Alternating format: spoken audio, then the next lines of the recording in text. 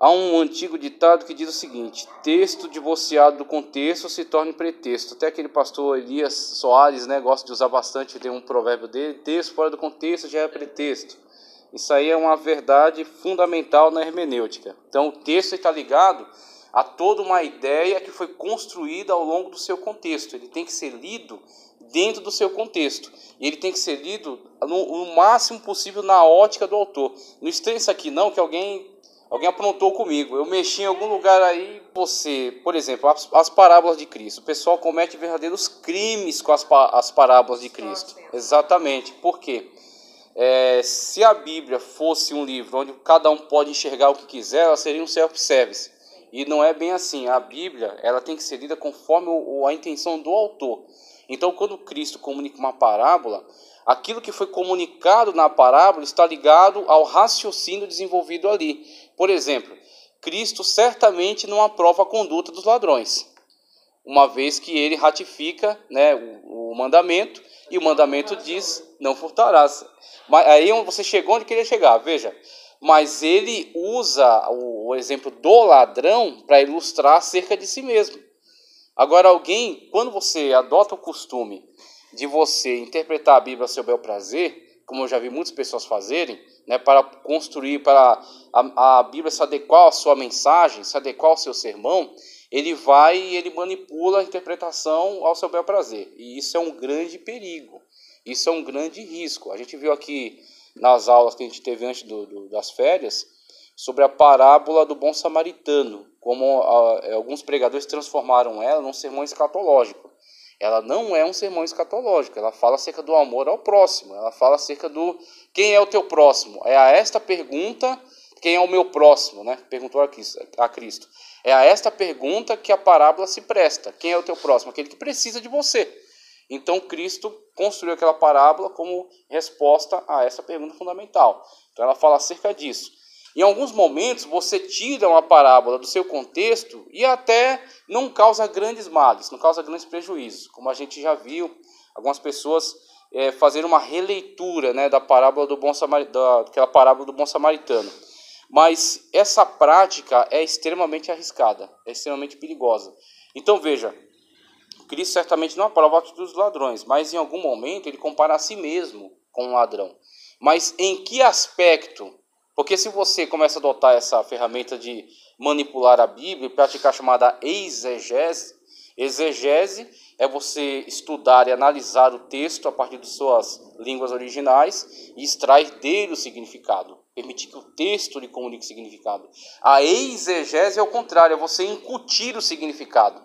Em vez de você extrair o significado da Bíblia para você incute na Bíblia o significado que você quer que ela tenha. A exegese é extremamente perigosa.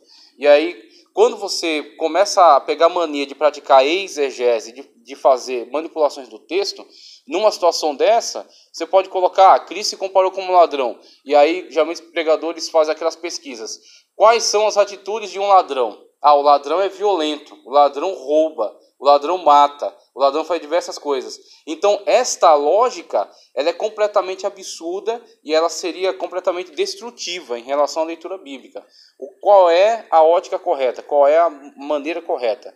O texto dentro do seu contexto. Porque dentro do contexto, Cristo mesmo vai determinar que aspecto do ladrão está evocando. Qual é o aspecto que está evocando?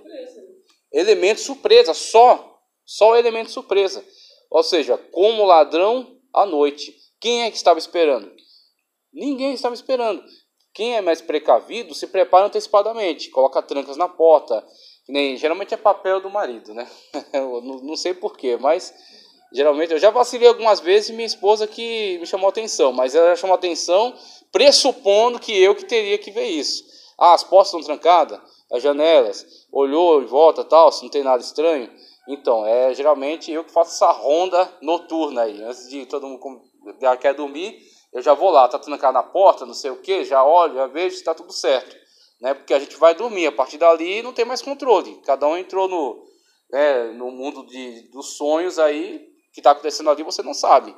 Né? Então, o que acontece? A pessoa precavida, antes ela já se prepara. Mas nem sempre você é tão precavido, às vezes você é pego de surpresa, o elemento de surpresa. Pronto, é só isso. É só elemento surpresa. Por quê? O que terá dentro dentro da chamada que ele está fazendo, dentro do alerta que ele está fazendo, o que será constituído por esse elemento surpresa? Por exemplo, o arrebatamento da igreja. Ele terá um elemento surpresa. O elemento surpresa é que ninguém sabe a hora, nem o dia, nem o momento. Sabemos que virá, mas haverá um elemento surpresa, porque ele virá no momento que não está esperando, no momento que não percebeis. E aí, para falar acerca de outras características relacionadas, ele usa outras parábolas que vão complementar o quadro. As virgens prudentes e as virgens loucas. Todas dormiram. Todavia, todas eram virgens, exatamente. Todas estavam comprometidas, assim, vamos dizer assim. Todas dormiram. Só que 5 eram prudentes e tinham reserva de azeite para que, mesmo tendo o elemento surpresa da voz, aí vem o esposo, saíram ao encontro, elas tinham condições de acender as suas lâmpadas e ir ao encontro dele. Agora, as 5 loucas não eram precavidas, tá certo? Quando chegou o momento, elas não estavam preparadas e o elemento surpresa para elas foi condenatório também, porque elas não tinham azeite para ir até onde estava o esposo. Aí, olha para o contexto e coloca dentro do contexto. Não tinha poste de luz elétrica, tá? Então, era um breu. E aí as pessoas estão, as cerimônias de casamento, geralmente, saía o noivo, aí ia passando pelas casas e ia pegando os convidados. Eles iam fazer uma comitiva lá, né, um grande grupo, iam se reunir na casa onde ia ser celebrado o casamento. Ali, os judeus gostam de festa, então eram 7 dias de festa. E ali, depois de celebrada aquela festa, o casal, né, oficialmente casado perante a sociedade, ficava ali na casa agora morando maritalmente. Então, nesse trajeto, né, de passar pelas localidades e pegar os convidados e pegar as amigas da noiva tal, e todo mundo ir nessa comitiva, é onde brada a voz. Aí vem o esposo, sair ao encontro, ou seja, a comitiva está passando. E aí, você vai? Você não vai? Você foi convidado? Não foi? E numa situação dessa, quem tinha lamparina localizava o grupo. Quem não tinha lamparina ficava perdido. Que é a situação do arrebatamento, muitos ficaram perdidos porque não tem azeite, não tem unção, não tem o Espírito Santo de Deus, não sabe onde está o caminho. Então, você vê nesse contexto, né, quando Cristo traz essa parábola auxiliar, está vinculada também àquela outra parábola, onde ele usa o exemplo do ladrão, mas ligado ao contexto, apenas evocando o elemento de surpresa. As outras características do ladrão é o problema do ladrão, não tem nada a ver com Cristo, apenas o elemento de surpresa. A gente viu isso também quando é usado alguns símbolos na Escritura. Nas parábolas, às vezes nós somos tipificados como ovelhas, por exemplo. E eu já vi pregadores assim, fazerem uma vasta pesquisa sobre ovelha, e aí traz todas aquelas características das ovelhas, que as ovelhas comem grama, que as ovelhas não reagem, que as ovelhas são isso, as ovelhas são aquilo. Só que, muitas das vezes, a única característica da ovelha que foi evocada é que ela tem um pastor, que ela é obediente ao seu pastor. Porque em outros momentos você será caracterizado, e Cristo até sugere, seja como uma pomba, simples como uma pomba. É prudente como uma serpente. Seja astuto como uma serpente, tá certo? Em outro lugar você é uma águia, em outro lugar você é uma pedra. Você é o que, afinal de contas? Você é um ser, né, monstruoso, parte... Né? Exatamente. Por que dá certo esses símbolos? Porque eles são utilizados, ligados ao contexto e apenas um aspecto dele. Então, situação, né? Exatamente. Qual o aspecto da ovelha que estamos observando? A obediência ao pastor. Ela obedece ao seu pastor. Então, é este aspecto dela que interessa. Não adianta você fazer uma vasta pesquisa em cima de ovelha, que nem as pregações sobre águia, né? Meu Deus, Pai do Senhor, tudo bem? Graças a Deus. Durante muito tempo foi uma febre, né, as pregações sobre águia, onde fazia um estudo sobre águia e tal, e a águia troca o bico, e a águia mora lá em cima, e a águia isso, a águia aquilo. Eu não digo assim que sejam erradas, sejam heréticas, não, mas tem que se tomar muito cuidado no uso que se faz das coisas, tem que ter um propósito.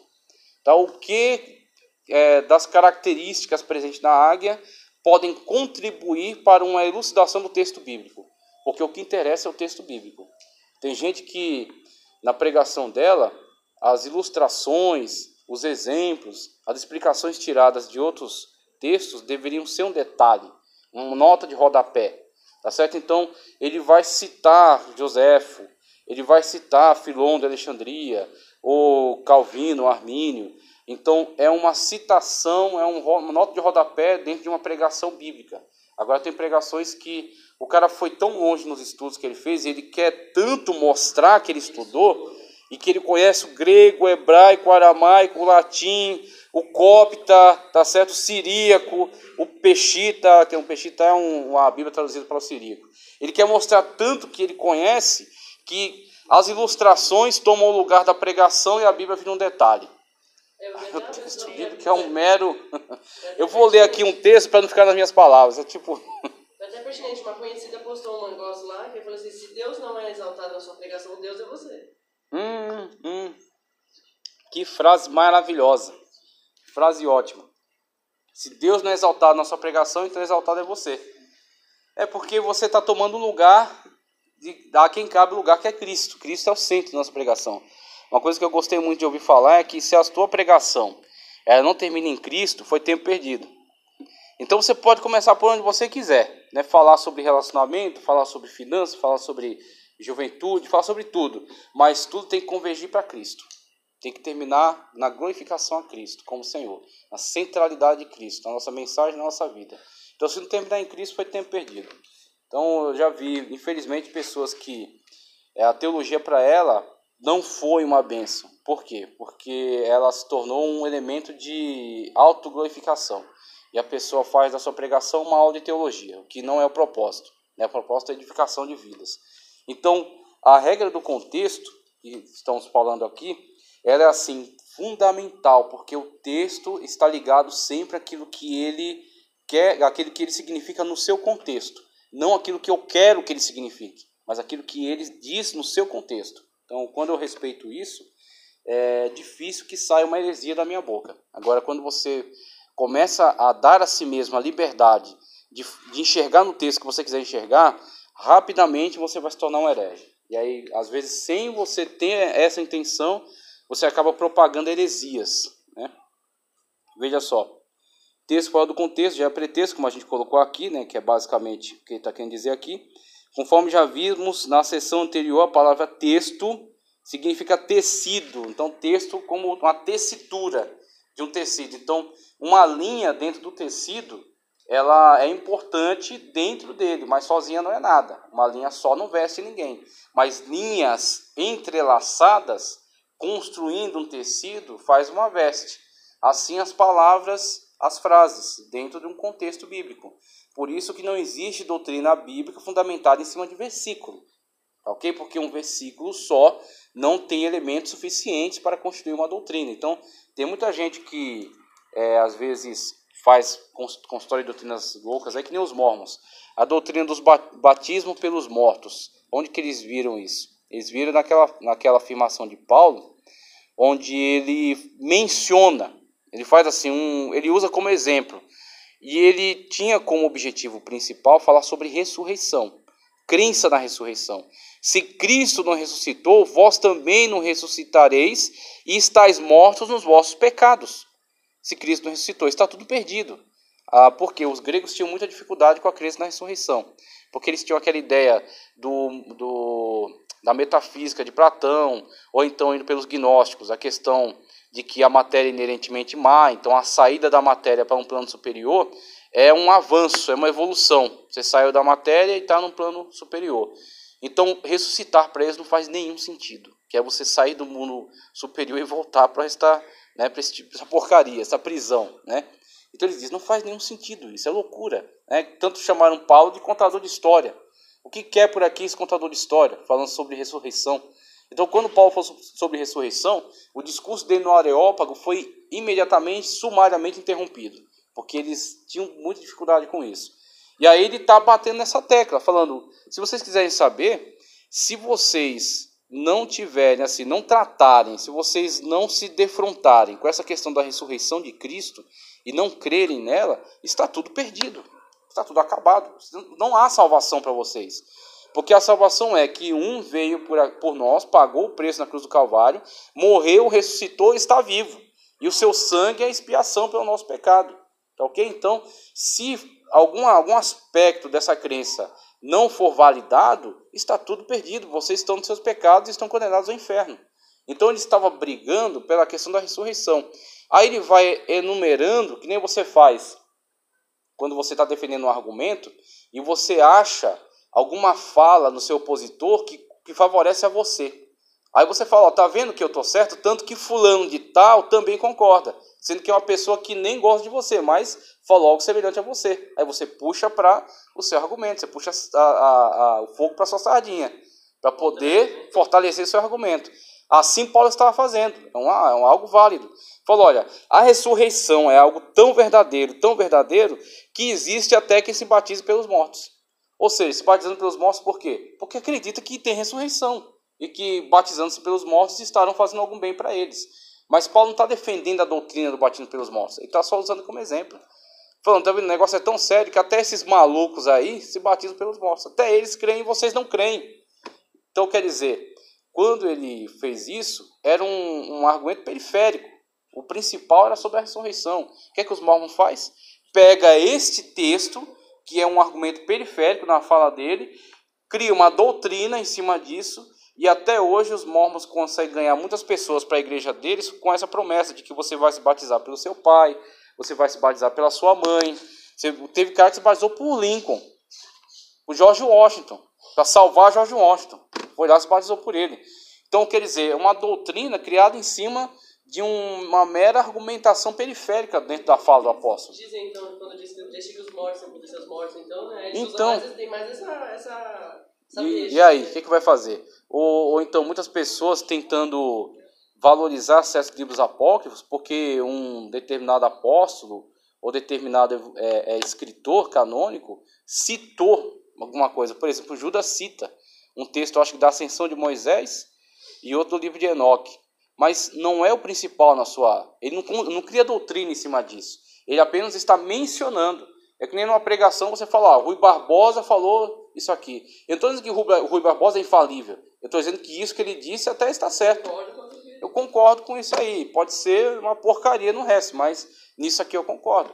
Então é isso que ele está fazendo. E muitas das vezes a falha na hermenêutica, ela faz nascer heresias de textos isolados que você tomou para se basear neles. Aí você pega um texto isolado desse aí e inventa um monte de coisa.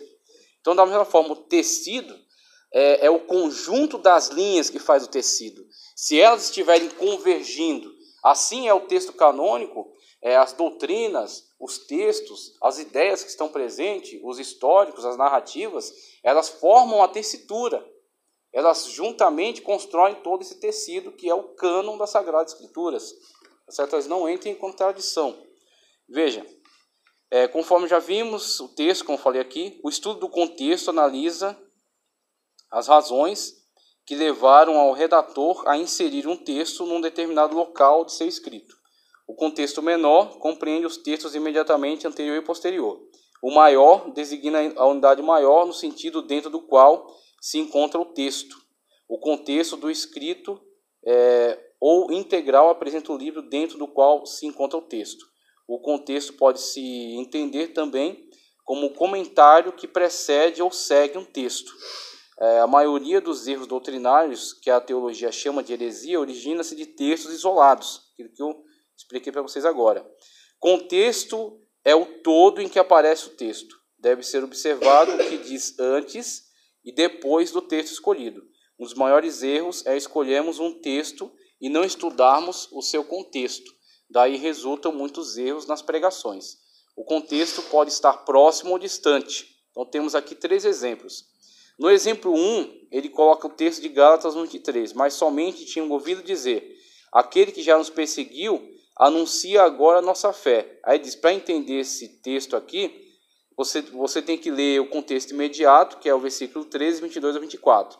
Então, se eu retirasse só esse versículo aqui e postasse no meu Facebook, por exemplo, algumas pessoas que não entendem o contexto ficariam, tá, e daí, quem é? Aquele que já perseguiu, anuncia agora. Quem perseguiu o quê? Quem está perseguindo? Exatamente, está perseguindo quem? Então, aí vai ter alguém que vai colocar embaixo, que você está sendo perseguido? Certamente, né? Opa, quem está te perseguindo? Né? Vamos pegar esse cara aí. Vamos orar por você que está sendo perseguido. Exatamente. E aí eu estou falando de quê? Eu estou falando do apóstolo Paulo, só que você tem que ter contexto para isso. E aí o contexto imediato te explica. Aí também fala, né? Quem ouviu dizer? Quem foi que ouviu dizer que aquele que perseguia agora a fé que antes destruía. A fé de quem? A fé de quem? Muito bem, todas essas perguntas, elas vêm do quê? De um texto retirado do seu contexto que é insuficiente. Ele está dentro de uma fala maior. E aí, você pegar tanta questão do próprio texto de Gálatas, e se você quiser ir melhor ainda, você vai para Atos dos Apóstolos 9, 1 ao 31. Aí você pega todo o histórico.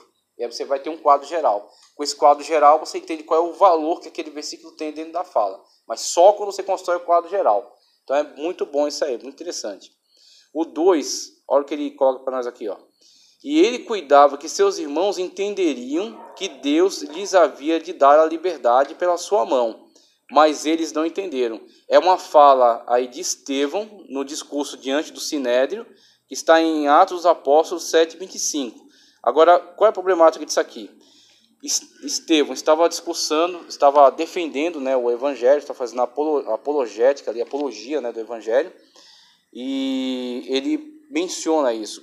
Para o público que ele está mencionando, dispensa maiores explicações, porque são especialistas. Então são anciãos, juízes, tá?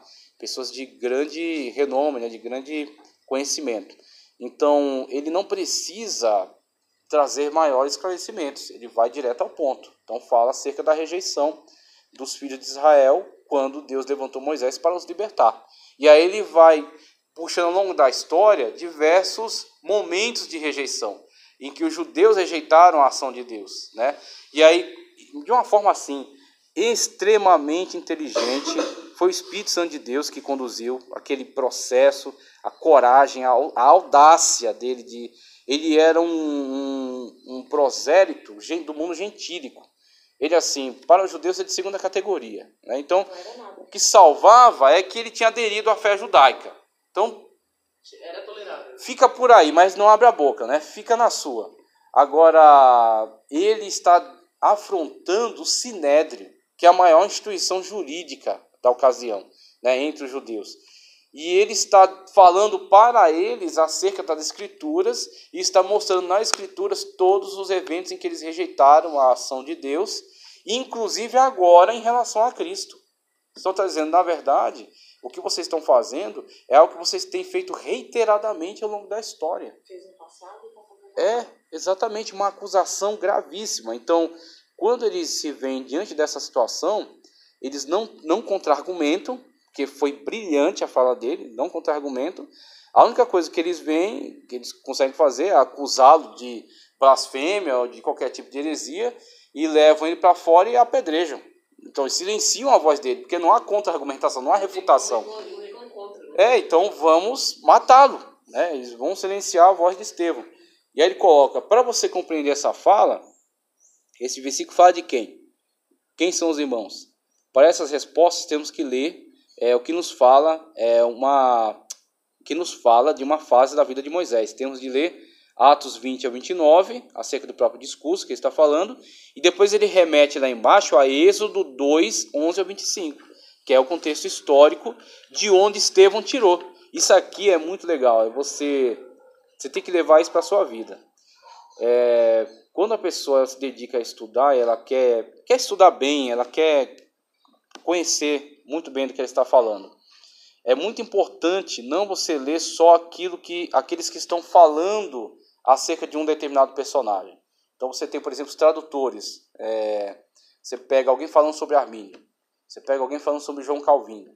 E aí tem estudiosos utilizando os textos das institutas, falando sobre isso, sobre aquilo e tal. Se você quiser ter mais autoridade, mais habilidade sobre aquele tema, vai nas institutas direto, na fonte, e lê alguma coisa. Porque você vai entender o que o autor falou de fato e como aquele outro autor está citando ele. Porque este outro autor que está citando, certamente ele está olhando sobre um prisma, sobre uma ótica que é favorável a ele. Pode ser que o autor mesmo, de onde ele tirou aquilo, não estivesse necessariamente apoiando aquele ponto de vista. Estivesse falando acerca de uma outra coisa. Ele toma parte da fala dele e utiliza para construir, para fortalecer a sua ideia. Quando você vai direto à fonte, você tem poder de contra-argumentar. Por exemplo, você vai ler a Graça de Santo Agostinho, você lê a Trindade de Agostinho, você dá uma olhada lá em Tomás Aquino, né, a Suma Teológica, alguma coisa dela que é muito grande, chata de ler, mas é um livro extraordinário. Calvino, Armínio, a CBAD publicou as coisas de Armínio. Aí você consegue, não, por que fulano está dizendo isso? Ele está dizendo isso, mas na verdade fulano não disse necessariamente isso. Ele falou desta maneira.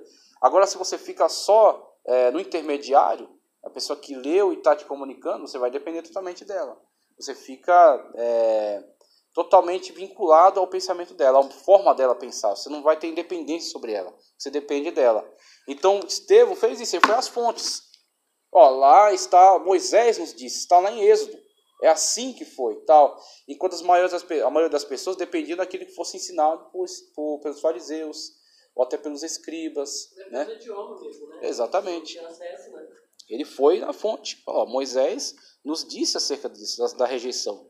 E não só naquela ocasião, nessa. Então ele jogou na cara deles mesmo o defeito, a falha deles, reiterada ao longo da história. E agora novamente, em Cristo. É a mesma coisa que vocês já fizeram desde aquela época, agora vocês estão fazendo de novo. Né? E aí não teve... É como se diz o ditado, quem conta um ponto, aumenta um ponto. Aumenta mesmo. Porque vai direto à fonte. Fulano falou, mas quem falou? Fulano disse que Beltrano falou, que ouviu não sei de quem. Pois isso, aí é melhor aumenta ir lá no principal. Exatamente. Isso aí. Chegou nessa situação. Nas fontes originais. Quando você pode ir até elas, aumenta e às vezes subtrai. Quando não é interessante para ele só fala uma parte. A outra parte que seria uma bomba atômica no argumento dele, ele deixa de fora. Normalmente aumenta. Isso é o dia a dia da gente, né? É verdade. Sempre vem alguém com uma história distorcida e aí vira aquele furdunço e você procura saber. Não, peraí, vamos lá falar com fulano que partiu de lá, da onde ele tirou isso. Exatamente. Para você poder resolver a situação. Eu creio que Estevão fez a mesma coisa. Isso Tentando aí. passar para eles toda a visão que ele tinha do início da palavra quando aconteceu, na época de Moisés, e que o povo lá estava distorcendo. Estava distorcendo, exatamente. Foi exatamente isso que ele fez. E quando você faz isso, geralmente você põe um fim na questão. Porque quem tem de fato uma denúncia a fazer, vai sustentar. Fala, não, vamos falar então. Coloca a pessoa frente a frente e tal. Agora, quem está inventando, geralmente para por aí. Não, porque... Para por aqui, não quero me envolver. Não quer ir na frente. Vamos lá conversar com o fulano. Exatamente. Eu vou até o fim, eu morro, mas eu vou até o fim. Por quê? Não, eu não morro não. Eu falei, eu ouvi. Que ela mesma acredita no que está falando. Então ela só está passando adiante e aumentando um ponto. É triste isso, mas é um dos grandes vícios, né, que tem no nosso meio e ele causa prejuízos muito grandes. Já acabou com a comunhão entre muitos irmãos, esse tipo de atitude. Quando você bate contra isso, você está trazendo cura para muitas situações. O terceiro exemplo que ele coloca é: dar-vos-ei um coração novo, e porei dentro de vós um espírito novo, e tirarei da vossa carne um coração de pedra, e vos darei um coração de carne, conforme o texto de Ezequiel, o profeta Ezequiel 36, 26. As expressões existentes aqui: coração novo, espírito novo, coração de pedra, coração de carne, não nos fala de uma cirurgia, mas de uma modificação de vida e comportamento em relação a Deus. Revelam santificação do povo, conforme o versículo 23, regresso ao país onde deve buscar a Deus, versículo 24, e que nunca mais os israelitas buscariam um outro Deus, colocou em minúsculo aí, falando de deuses estranhos, mas somente o Deus verdadeiro. Na verdade, Deus guiará o seu povo. Então, é de um contexto histórico mais amplo, né? Então, você tem todo um conhecimento. Você vai ao livro dos reis, a deportação da Babilônia, aí começa os profetas, Ezequiel, Jeremias, o momento mesmo, né, da queda e da deportação. Ezequiel, contexto da deportação. Tudo isso vai mostrar para você a importância desse versículo, onde eles terão um coração novo, onde eles serão reconduzidos à presença de Deus. Por quê? Por causa de toda essa tragédia que está sendo vivida no cativeiro.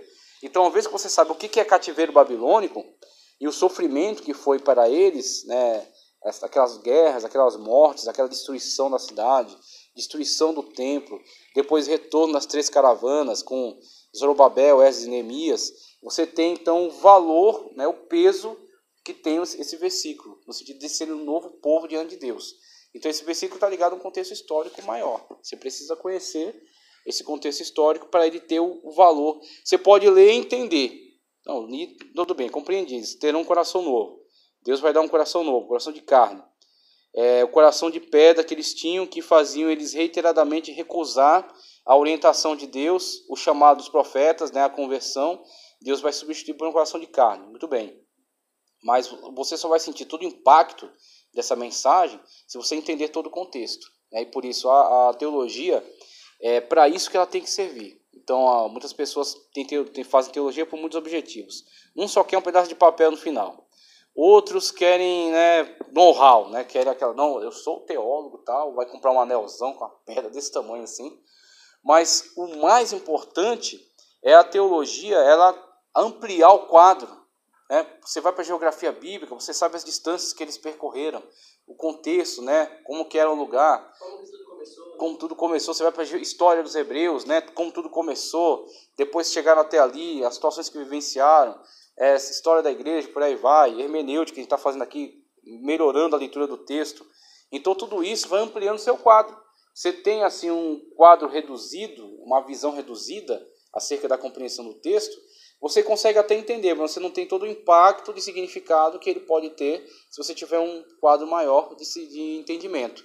Então quando você lê isso aqui, você fala, eu sei do que ele está falando. Ele está falando acerca de um processo histórico muito importante, por meio do qual esse povo foi mudado, foi transformado. Inclusive, você pode procurar muitos defeitos em Israel hoje, mas um deles você não encontra, que é a idolatria. Deus curou eles da idolatria com esse processo do cativeiro. Então eles têm lá muitos problemas, eles supervalorizam a tradição oral, colocam ela lado a lado com a escritura canônica, e outros problemas, não aceitam o Messias. A idolatria deles é a própria religião em si. Então os ortodoxos têm aquela coisa... Porque a minha patroa, ela é judia, só que na mesa dela tem deuses indianos. Meu Deus, porque judia é aquela coisa, nasceu judia, né? É uma nacionalidade. Ela coisas da tradição, que é fazer o Bas Mitzvah, sim. Os cultos. O Hanukkah de fim de ano e tal. Faz todo o processo, toda sexta-feira tem o Shabbat. Sim. Só que quando você chega lá na mesa dela, tem os deuses indianos. Tem o Buda, tem aquela deusa com... Esses dias eu vi isso aí em heresiologia, na Vila Madalena, a gente estava explicando isso aí, que tem judeus de diversas ramificações de segmentos. Você tem... Nasceu judeu, exatamente. Mas o cara é ortodoxo, é ali, ó, fiel. O cara é mais moderno, né? Ele muitas das vezes tem apenas a sua fé judaica como tradição. Mas ele tem o nosso técnico. Sabe de onde veio, né? Sim, pode falar, O técnico de computador nosso, ele Sim. é ortodoxo. Ele usa o kippah e ele tem uma camiseta específica que é amarrado vários cordãozinhos que ele põe por baixo. Aí eu perguntei para ele, por que você tá com esse monte de cordão pendurado na roupa? Ele falou, não, porque eu sou ortodoxo e eu tenho que seguir, já que eu segue a risca. Fiz o bar mitzvah, faço muito bem. o Shabbat toda sexta-feira. Legal. Por exemplo, ontem eles têm que jantar antes das 18 horas, porque a noite para eles é a partir das 18. 6 horas e já aí, é outro dia. Eles têm um fogão próprio que acende o fogo, tem que permanecer aceso até as 18 horas de hoje, onde eles não acendem o fogo, não descem de elevador, não dirigem carro, não fazem nada. Porque tudo isso é trabalho. Tudo isso é trabalho, então, eles exatamente. conservam tudo isso, embora tenham filhos pequenos, né? Então mantém o fogo lá aceso, tem que ter uma vela sempre acesa para acender qualquer tipo de fogo, para não ter o trabalho de você riscar. E o primeiro fogo do uma dia quebra tem do que sabá. ser acendido pelo... como se fala? Eu não recordo. É o maior deles lá. O Rabino? O Rabino. O Rabino tem que acender o primeiro fogo. Eles sim. não podem ter aquele ato de riscar o Rabino. Interessante. Impressionante, né? Então, de fato, cria-se muitas vezes, tem que bolar muitas estratégias para manter, mas aqueles que são ortodoxos tentam manter, né, pelo menos. Mas você vê que é uma coisa que não... Se você for seguir a risca mesmo, 100%, os ortodoxos teriam que ir pro meio do monte, no meio do mato, porque se você liga um chuveiro, alguém está trabalhando. Exatamente. Se você liga uma torneira, alguém está trabalhando. Tanto que Cristo resolveu essa questão rapidinho, né? Que o Cristo até do sábado é Senhor. E o sábado foi feito para o homem, não o homem para o sábado. Então, e meu pai trabalha até hoje, né? É incongruente porque alguém tem que trabalhar para você. Exatamente. Se você sai, né? A cidade tem que estar funcionando. Não, realmente, eles têm funcionários, empregados que fazem isso. Minha mãe trabalhou para uma judia já. Exatamente. Agora que eu compro a senha, isso aí. Eu não posso trabalhar, mas os outros podem. Que não seja para a religião deles. Né? E até o fato desse negócio de Sim. sair para ir fazer o culto deles da sexta-feira, 12 horas de jejum praticamente, ou 24 horas, que é das 18 até as 18, deles, é bem complexo isso. Bem complexo, é bem complicado mesmo. E demanda, assim, tanto um esforço por parte deles, quanto a atividade de alguém, né, que, no caso, não vai estar dentro, né, do conceito de sábado, como você pede uma outra religião, né? Então, você vê como isso, de fato, chega a um momento de um beco sem saída. É um contrassenso, que, ó, eu não tô pecando, mas ele pode pecar. É, exatamente. Ele tá trabalhando, eu não tô. Então, que até eu puxei essa lista de atividades que não podem ser executadas, aí eu fiz a leitura dela, são diversas, não pode cortar, não pode tecer, não pode colocar a linha no fundo da agulha, não pode fazer isso, não pode fazer aquilo, não pode carregar. Também é muito complicado. Exatamente. Aí eu falei, pô, mas um adventista vem com essa de que está guardando o sabá. Ele está guardando mesmo? E outra coisa, tem toda uma gama de coisas que tem que ser evitadas. Quer dizer, é a balela, não está guardando coisa nenhuma. Aí vem com essa agora de que a guarda do sábado é fundamental para a salvação. Não, é uma coisa assim. Não, os judeus seguem mal... isso à risca. Né? A gente gosta de comer estrogonofe, ou seja, vai leite na carne. Vai leite. E eles não aceitam nada que se misture. Exatamente. Nem mistura talher. O talher que cortou carne não corta queijo. Sim. A esponja que lavou a louça com a carne não lava a louça que lavou os copos que tinha leite. Então nada se mistura. É tudo separado. Isso é desde a época lá de Moisés. É tudo separado. Nada se Isso mistura. aí eu olho para essas restrições, eu me lembro assim. Eles não comem. Eu lembro de uma forma muito clara acerca daquilo que Cristo falou. Vós atais fatos pesados, joga nas costas dos homens, os quais vocês mesmos não querem carregar. Vocês não conseguem, na verdade. Exatamente. Vocês não aguentam porque esses fardos pesados que eles tentam arrastar até hoje, que Cristo os quis libertar, dizendo, meu fardo é leve, meu juízo, né? Aprendei de mim, que sou manso e humilde de coração, e o meu fardo é leve. O fardo da graça em Cristo, que é bem mais leve, é sério também. Nós falamos acerca da graça de suas exigências. A comunhão íntima com Deus, o relacionamento íntimo com Deus. Mas toda essa parafernália de ritos não tem necessidade. Que a exatamente. Deles é que o Cristo ainda não nasceu. Eles não querem estão ainda nessa a tradição da época de Moisés, segundo o que Deus falou para Moisés. Então eles não querem violar isso, porque eles estão aguardando o Cristo. Que na verdade... Mas a preocupação desde deles... que Cristo venha a reinar sobre ouro. Não, tem que ser uma criança que nasça num lar rico, porque filho verdade. de Deus tem que ser rico, não é pobre. É toda essa mentalidade, isso. Exatamente. E eles estão tão preocupados em manter a tradição e esquecendo o principal intuito. Exatamente. Que é de abrir a visão e ver que Deus não está nas grandes coisas, nas pequenas. Isso. Por isso que Jesus nasceu numa manjedoura, filho de um contrariando totalmente essa ótica. E como é que uma mulher ia conceber um filho sem ter tido um marido antes? Exatamente. É impossível. Pois é. Então, só que eles não têm essa visão. Então, eles estão preocupados em cumprir somente aquilo que Deus passou para Moisés. E que, na verdade, nem foi dado por Moisés. Que eles colocam num patamar de igualdade entre a tradição oral, que é essa construção, essa interpretação que eles fazem sobre Moisés. Então, aquilo que os fariseus falavam muito, que é construir um muro em torno da Torá. Eis o muro. Essa parafernália de coisas, de restrições que Cristo disse. Vós, né, que dizeis não pode tirar, não pode curar no sábado. Mas quem de vocês que não tira uma ovelha que caiu num buraco? Então fala, cadê a hora de vocês cumprirem aquilo que vocês mesmos determinaram? Quando é desvantagem para vocês vão lá e quebram. Para condenar alguém. Então que Cristo colocou, confrontou eles com isso aí, e que hoje seria também a mesma confrontação. Se Cristo visse essa questão aí de toda essa guarda, todas essas restrições, a palavra seria a mesma. Então, mal comparando, eu já vi casos de pessoas que da congregação não, é testemunho de Jeová. A menina estava grávida lá, passando mal, teve um... Transfusão de sangue, né? Exatamente. Transfusão de sangue. Isso é um absurdo. Ainda bem que o judiciário já emitiu aí uma circular, né, que o médico pode se valer dela para... Exatamente. Porque é a vida. É a vida.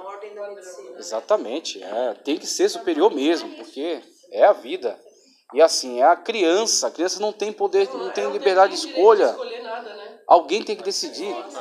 Pai do Senhor, tudo bem? Ô, meu Deus, graças a Deus. Tudo bem? Tudo bom? Desculpa Seja bem-vindo aqui, aí, tá, viu? Vou ficar só uns minutinhos. Tá aqui, certo, Tá bom? fica à vontade.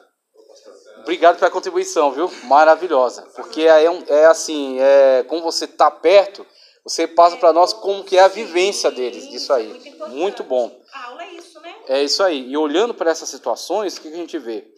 Também questão de interpretação e contexto. A gente fala de Cristo. Sim. E sempre eu falo, só por Cristo, só por Jesus. Ela não é por Cristo, por Jesus, é por Moisés. Ah! Por Deus, Jesus dele. Ela quer confrontar veio você Moisés com e isso. libertou o povo da escravidão e do Egito. Sim, é sim. Jesus. É Moisés, no caso deles, né? Isso, Eu falo, mas Moisés libertou a segundo mandado de Deus para sair da Muito bem. escravatura de Faraó. Muito bem. Não da salvação da morte, do pecado. A expiação Exatamente. deles ainda continua naquela mentalidade. A mulher naqueles dias, ela continua a mesma Continua. tradição. O marido não dorme com a mulher enquanto... É a mesma questão coisa. de porque estar ele ainda impuro. vive no período da expiação. Só não sei se leva pombinha lá. Não, mas hoje tem que ser um elefante, né? Porque a bomba Não pode porque não tem um templo, né? Então, quando os judeus perdem o templo, elimina o sacrifício. O sacrifício só pode ser realizado no templo. Então, por isso que eles têm essa ansiedade pela reconstrução do templo. A sinagoga é só um lugar de oração lá em Israel. Não pode ter um templo em nenhum outro lugar. Tem que ser lá em Israel, naquele lugar. Parece que foi emitido estabelecido que Jerusalém será mesmo a casa de Israel. Olha só, está afirmando cada vez mais isso aí. Não mais da Síria. Muito bem, quer dizer, olha, passo a passo. Pronto, eles antes aceitavam Tel Aviv, ficavam lá e tal. Agora já firmaram o pé em Jerusalém. Daqui a pouco vão começar a olhar para a colina lá do Mesquita de Al-Aqsa, exatamente. Vão começar a olhar para lá, vão começar as negociações. Meus irmãos, Jesus está às portas. Tem que ser cumprida. Tem que se cumprir. Deu tantas voltas, levou 40 anos para sair. Exatamente. Assim, os judeus não conseguem enxergar isso, né? E você falando sobre, não é por Cristo, é por Moisés. Moisés foi usado por Deus para libertar da escravidão egípcia. Jesus libertou a escravidão do pecado. A escravidão do pecado é muito mais grave que a escravidão egípcia. Então tem que continuar afirmando, é por Cristo sim. É por Cristo. É por Jesus sim. E ela sempre fala, não, é por Moisés. Por Moisés o quê? Moisés não libertou ninguém, o pecado continuou o mesmo. Está desatualizada. O povo foi rebelde, né? É verdade. As consequências do pecado. Muito bom, viu? Maravilhoso. Regras do contexto, continuando aqui a nossa caminhada, veja. Regra do contexto, temos aqui a primeira e a segunda, que foi apontado pelo professor aqui, Expedito Marinho, veja só. Devemos sempre tomar a palavra no sentido do contexto e nunca fora dele. Então isso aqui está caminhando junto com aquilo que a gente está explicando. Se seguirmos esta regra, estaremos evitando graves erros que muitas vezes ouvimos em algumas pregações. Nunca tenham preguiça de ler. Isso atrapalharia o bom andamento da sua exegese. Entre em um lugar tranquilo, leia quantas vezes for necessário. Às vezes ocorre de nos apressarmos, mas tome cuidado porque a pressa é inimiga da perfeição. Se estivermos com muita pressa, é aconselhável que escolha um texto que conhecemos. Aqui o pastor Disseu Doneda, não sei, conheceram o pastor Disseu Doneda? Sim. Conheceram, né? Quando ele dirigiu, na época era a congregação de Vila Beatriz, quando eu nasci na fé. Eu aprendi com ele que você deve andar por caminhos conhecidos. Então, se você ampliou seu conhecimento, você está firme em escatologia, já tem habilidade, você pode entrar, discutir os temas, trazer uma pregação em cima, fazer um estudo, mas desde que você esteja seguro. Agora, se você não está seguro em relação às coisas complicadas, não entre. Vá por caminhos conhecidos, vá pelas parábolas. As parábolas de Cristo são autoexplicativas. Cristo colocou aquilo de uma forma muito clara. Só em algumas coisas que ficaram ocultas para pessoas que eram de fato soberbas, arrogantes, queriam se impor, colocar o seu ponto de vista acima da lei. Então Cristo veio para afirmar a lei. Como ele disse, ouviste que foi dito os antigos, eu porém vos digo. Ou seja, o que os antigos disseram, os sábios, estudiosos, comentaristas, problema deles. Eu não tenho compromisso com isso. Eu tenho compromisso com a lei, para fazê-la cumprir, não cair nem um jota nem um tio daquilo que está na lei. Então Cristo veio afirmar a lei. E quando você entra pelas parábolas, Cristo está trazendo ali verdades profundas, extraordinárias, colocadas de uma forma simples, usando analogias de coisas simples. A mulher que perdeu a dracma dentro de casa, e varreu, depois encontrou, chamou as amigas para comemorar. Então você vê coisas que podem se constituir num sermão profundo, extraordinário, tocante e que venha confrontar alguns problemas. Agora, se você tem mais habilidade, você está mais seguro, aí você vai ampliar o seu leque de abordagem. Você consegue abordar textos aí das cartas de Paulo, com alguns textos de João, até Apocalipse, né? O texto do Antigo Testamento, fazer a devida paráfrase, né? Para se aplicar na atualidade. Agora, isso conforme você está mais seguro. Se você não está seguro ainda, vai estudar. Vai para casa, estuda, leia autores diferentes, compare-os, né? Até você estar seguro para essa abordagem. E principalmente oração e consagração, para que o Espírito Santo de Deus tome a frente, né? Segundo, há palavras obscuras que podem ser entendidas por uma outra palavra sinônima ou antônima. Exemplo. Mas digo isso, que tendo sido a aliança anteriormente confirmada por Deus em Cristo, a lei, que veio 430 anos depois, não a invalida, de forma a abolir a promessa. Está lá em Gálatas 3,17. A palavra testamento tem um sentido de promessa que está sendo explicado no mesmo versículo. Em Romanos 6,23 está escrito: o salário do pecado é a morte, mas o dom gratuito de Deus é a vida eterna. Veja como o contrário realçou a outra frase, dando a entender que a pessoa tem que buscar o dom gratuito de Deus. Esses dois exemplos têm o seu contexto imediato. E é maravilhoso que Paulo mesmo sabia da complexidade daquilo que ele estava falando em relação à graça de Cristo, e como Paulo pagou caro pelo ensino acerca da graça de Cristo. Como ele mesmo denuncia, fala que alguns acusando, né, a Paulo, tentando destruir o discurso dele, fala: pequemos mais para que mais graça nos advenha. Aí Paulo vai combater, e um dos combates que ele faz a esse tipo de acusações, esse tipo de distorção, é colocar o contraste, né, de ser escravo de Cristo para a salvação, pela graça, ou escravo do pecado para a morte. Então, quando você se entrega a determinada prática, é porque você é escravo dela, você se põe como servo. Estou servindo a quem? Estou servindo a Cristo para a salvação, pela graça de Cristo, ou servindo ao pecado, entregando meus membros para serem veículos do pecado, que ele mesmo depois aconselha: não emprestei vossos membros a veículos da concupiscência, né? Então, não deixar com que o pecado domine, tome conta, né? Ser tentado não é pecado, o pecado é ceder. Então, uma vez que você cede, você se torna um veículo dessa concupiscência. Ela agora vai sair de um plano somente da tentação e vai efetivamente se concretizar, né? Vai se cumprir.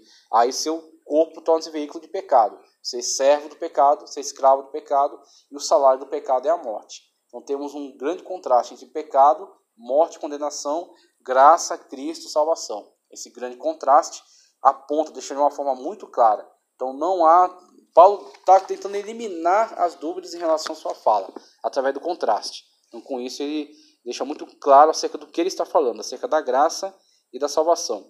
E graça não é libertinagem, tá certo? Então, a graça barata que tem sido oferecida em alguns lugares. Então, porque é graça, porque tem perdão de Deus, porque tem misericórdia de Deus, então você vai reiteradamente nos mesmos erros, nas mesmas práticas, e Cristo, né, vai te perdoar, porque é o tempo da graça. Isso é uma fala que iria, com certeza, ser corrigida, ser combatida por Paulo, porque Paulo está deixando muito claro aqui: a quem servis? A Cristo para a salvação? Então você tem que andar conforme a lei do Espírito. Quem anda conforme a lei do Espírito, né, não vai cumprir as obras da carne. Então Paulo está dizendo: não tem um meio termo, não tem um caminho do meio. Ou você é servo de Cristo para a salvação e anda conforme a lei do Espírito, ou se você está nessas práticas, você é escravo do pecado para a morte. Então ele tenta tirar totalmente essa confusão que estavam lançando no discurso dele. Está bem claro isso, né? Bem claro. Dois caminhos.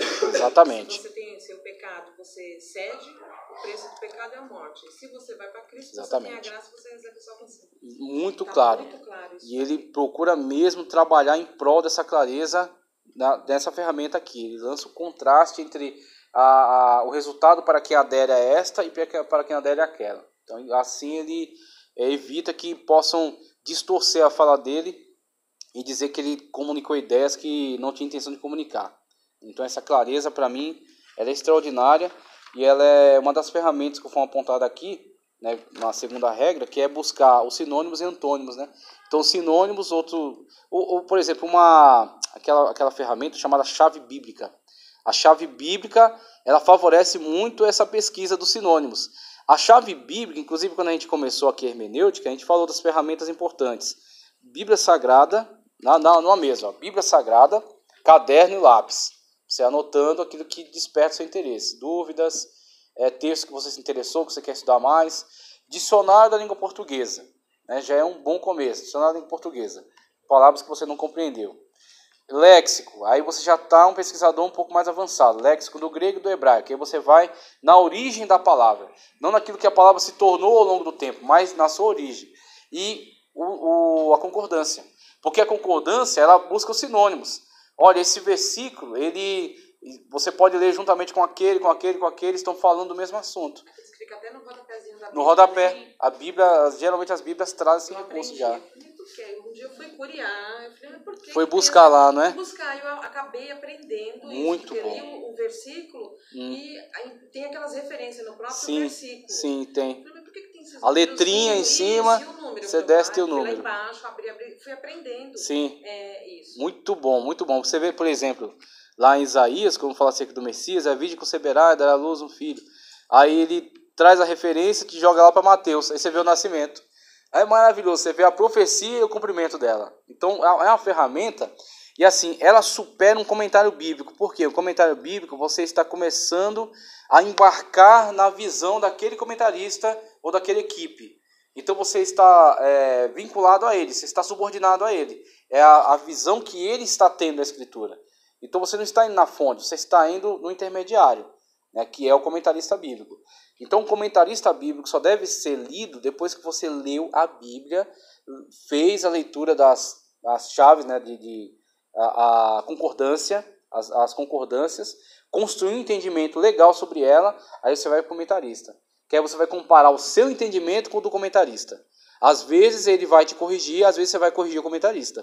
Tem situações em que você fala, não, esse cara está entendendo isso aqui, mas não é o que o texto está dizendo. Ele está omitindo alguma interpretação aqui, ele está acrescentando alguma coisa, ele está distorcendo alguma coisa. Às vezes você corrige o comentarista, mas quando você faz a lição de casa. Seria que nem o caso das Bíblias de hoje. Tem a Bíblia traduzida, corrigida e na linguagem de hoje. A linguagem de hoje é totalmente inverso do que está escrito na Bíblia traduzida. Eles tentam atualizar, assim, colocar uma linguagem da nossa época, mas é um perigo. É uma distorção muito grande. Porque aí não é só uma tradução, é uma interpretação. Já estão criando a Bíblia LGBT? Então. Já tem. E os grupos lançam, a Adventista tem a Bíblia deles, os TJs têm a Bíblia, né? Não, ainda acho que é menos grave, né? Porque, querendo ou não, ainda... o que o LGBT vai fazer? Ele vai omitir uns textos, né? Sim, mas ainda tá... Né? Tá, fugiu um pouco, mas agora a Bíblia tem a Bíblia agora LGBT. Sim. O que Jesus disse para os homossexuais? Então, sejam felizes. Essa visão vem de Sodoma e Gomorra. Exatamente. Essa visão vem de Sodoma e Gomorra. Vem de lá. Tem de hoje. O que Deus fez com Sodoma e Gomorra? Pois é, exatamente. Como está falando, a gente vive no tempo da graça, mas nem tudo é pela graça. Você está trazendo o pecado lá do passado de milhões de anos atrás para o dia de hoje. Exatamente. E como estamos no tempo da graça, somos obrigados a aceitar as relações inversas, que é diferente daquilo que está escrito na Bíblia, que foi criado por Deus. Sim. E o pessoal tá, nessa distorção fala assim, se eu morrer, que eles mesmos falam, eu sou mais limpo que um cristão. Eu tenho um coração limpo, eu sou uma pessoa boa. Meu Deus. Mas o ato dele que é impuro, não é a pessoa em si. Sim. Né? Não é o caráter da pessoa. E toda lógica é invertida, porque é sempre a mesma lógica de dizer que Deus tem que lhe dar alguma coisa porque supostamente não é uma boa pessoa. Isso é graça? Não, isso é favor imerecido? O pior é que então, tem a salvação, se eu morrer agora eu vou pro céu. Eu pago minhas contas, eu não mato ninguém. Mas não são não é o seu caráter em si. O que é obrigação de todas as pessoas. Pois é. Porque o que eles também querem te obrigam a entender assim, Deus ama o pecador. Acima de todas as consequências. Deus abomina o pecado. Só que o mesmo Deus que é amor é justiça. Exatamente, E ele Deus é ama. absoluto em cada um desses aspectos. Absolutamente amoroso, absolutamente justo. Deus ama o pecador, Não, mas ele não tira ama aquele essa que parte. É, a Deus justiça ama o não. pecador. Mas Aí ele não tira a ama parte aquele do que pecado. continua praticando o pecado. Então, a Bíblia dele é assim. Uma Deus vez ama eu o vi- pecador, esqueceu que Deus abomina o pecado. Eu vi uma construção dessa dizendo Deus é amor, tá certo? E assim, o amor se manifesta de diversas formas. Sim, E aí você não então, convive. se nós estamos amando uns aos outros dessa maneira, nós estamos em Deus porque Deus é amor. Então, assim, um silogismo, Deus é uma, amor, você é pai. uma Você tá ideia vendo seu filho circular. errado, você vai deixar seu filho continuar errado? Aí já fala, não é pai, é padrasto, porque o ato que ele está tendo com o filho não é de um pai, é de um padrasto. Exatamente. Não é, gente? E aí, quer dizer, você tem que encarar todos os aspectos. Não vou olhar só esse aspecto. O texto fora de contexto gera pretexto. Certamente gera. E assim, a distorção terrível, porque você isola uma característica só. Sim. Como se Deus fosse só amor. Exatamente, Deus é só Mas amor. esquece de Deus completar. só Deus ama é o amor, vírgula, também é justiça. Justiça. Só que o pessoal só olha o amor. Somente. Exatamente. Só a parte A do versículo. E aí quer forçar a barra em cima dessa interpretação para tudo ser admitido. Porque tudo é simplesmente diversas formas de amor. Então é um grande risco. Deus é amor, ele é obrigado a aceitar o que eu faço e acabou. Tá bom, vai esperando. Oh, A terceira que ele aponta aqui, ó. Certas palavras que para nós seria exagero falarmos, pois estaríamos nos julgando, devem ser analisadas pelo contexto. Exemplo, Salmos 7, 8. Davi só fala da sua justiça e integridade em oposição às calúnias de Cusi, que está bem grafado no contexto. E aí, o que ele aconselha aqui? É que ao você ler o texto, não tenha preconceitos, porque muitas das vezes a gente lê e a nossa visão, nossa ótica exatamente, determinado autor, determinada fala desse autor pode nos parecer um tanto prepotente, um tanto arrogante, um tanto exagerada, só que ele está nos induzindo a buscar saber, a investigar, fazer um trabalho de investigador. O porquê dessa fala, por que o autor foi impulsionado a ter, a se manifestar dessa forma. E aí, olhando melhor para o contexto histórico de Davi e olhando para essas situações que o cercavam, você vai entender por que ele se posiciona dessa forma, dessa maneira. E aí entra até a discussão que a gente está tendo aqui sobre a questão de Deus ser amor, mas Deus também ser justiça. Quando você olha para todos esses aspectos, você vê as exigências para a santificação, você sabe que em muitas situações a sua manifestação não vai poder ser de aceitação. A sua manifestação não vai poder ser de concordância. Que concordar com certas coisas é concordar com o pecado. Concordar com o pecado é estar contra Deus. Então, aquele que ama a Deus, aquele que é amigo de Deus, faz inimigo do mundo. Então, em algumas situações, a sua melhor maneira de manifestar sua fidelidade a Deus, seu amor a Deus, é protestar contra certos erros, certos equívocos. Eu acho engraçado que algumas pessoas, as próprias pessoas dentro da igreja falam, nossa, mas você quer ser santo demais, né? Você é muito santo. Mas se o Senhor mandou ser de santos como eu sou santo, eu não consigo ser santo como Deus. Exatamente. Eu nunca vou conseguir assim ser tão puro, tão santo, tão maravilhoso como o meu próprio Deus. Então eu estou tentando ser um pouco. Agora o que acontece? Às vezes na sua santificação você denuncia a pecaminosidade de outros. Mas o que você vai fazer? Você vai esconder o seu testemunho? Vai esconder aquele que você é para agradar o outro? Ou você vai agradar a Deus e desagradar aos demais? Então quem você prefere? É como Pedro falou para o Sinédrio, nos compete mais a obedecer a Deus do que aos homens. Então vocês não estão gostando que a gente está pregando sobre Jesus? Paciência, a gente vai continuar pregando. Quem está no lugar errado é você, não sou eu. Você não está aqui para agradar. Jesus, que é o Senhor, que é perfeito, que é maravilhoso, não agradou. Então muitas pessoas, ele mesmo falou, veja João Batista, não bebia, não comia. Se disser que ele tinha demônio, que é endemoniado. Veio o Filho do Homem, comendo, bebendo e indo para a festa, inclusive, indo para casamento. Ele ia para todos os lugares, conversando, acessível, as prostitutas podiam chegar até ele evangelizava, os cobradores de impostos, que eram extremamente odiados, os samaritanos, que eram segregados. Então, veio o Filho do Homem, com esse comportamento, vocês também não recebem. Então, quer dizer, o problema não são as pessoas que estão sendo enviadas, o problema são eles mesmos. E assim também o cristão tem que se posicionar. Davi, ele não teve constrangimento em colocar a sua postura, seu posicionamento diante do outro. Falou, olha, eu tenho me santificado, eu tenho me purificado, eu tenho seguido a tua lei. E fulano não, fulano é um tribulado. O melhor exemplo que Daniel falou, se você orar e Tinha a lei lá que quem continuasse orando, buscando a Deus, ia ser condenado. Ele estava muito preocupado, né? Pois é. Continuou, porque essa lei é O que iníqua. era mais importante para ele? Agradar a Deus ou agradar o rei? E aí, mesmo que custasse a vida dele, continuaria obedecendo a Deus, acima de qualquer circunstância. Então, chega um momento que o cristão, ele não tem jeito. Por mais que ele evite, Paulo fala, buscar a santificação e a paz com todos, sem a qual ninguém verá a Deus. Agora, se possível, a paz com todos. Né? Não é a qualquer custo. Né? Por exemplo, para ter paz com meu vizinho, eu tenho que concordar com as práticas dele. Não, tá tudo bem, tá tudo certo, Deus é amor. Uma conversa. Tudo bem, eu até gosto de você como pessoa, te respeito como cidadão, mas as suas práticas continuam erradas, tá ok? Então... Mas aí é que entra, ama teu próximo como a ti mesmo. Eu amo fulano, ama. Você não precisa conviver com ele, nem concordar com o que ele faz. Exatamente. Mas você ama. Você não tem Verdade. que odiá-lo. A partir do momento que você declara que você odeia, não tem amor. Aí não tem, você quer destruí-lo. Você mal dessa pessoa. Exatamente, você quer que ele se arrebente. Se acontecer com ela, você fala pra ela, bem feito, mereceu.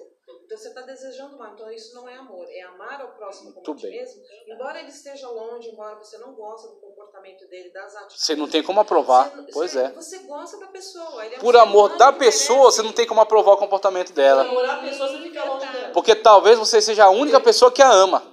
Né, os amigos que estão com ela, levando ela para a destruição, que na verdade nem amam a si mesmos e nem amam ninguém. Porque se você se ama, você não vai levar o seu uma coisa que eu ouvi, mal, né? Você vai trazer ele pro bem. Uma coisa que eu ouvi de um aconselhador, falou, como é que uma pessoa caída levanta outra caída? Alguém tem que estar em pé para levantar o caído.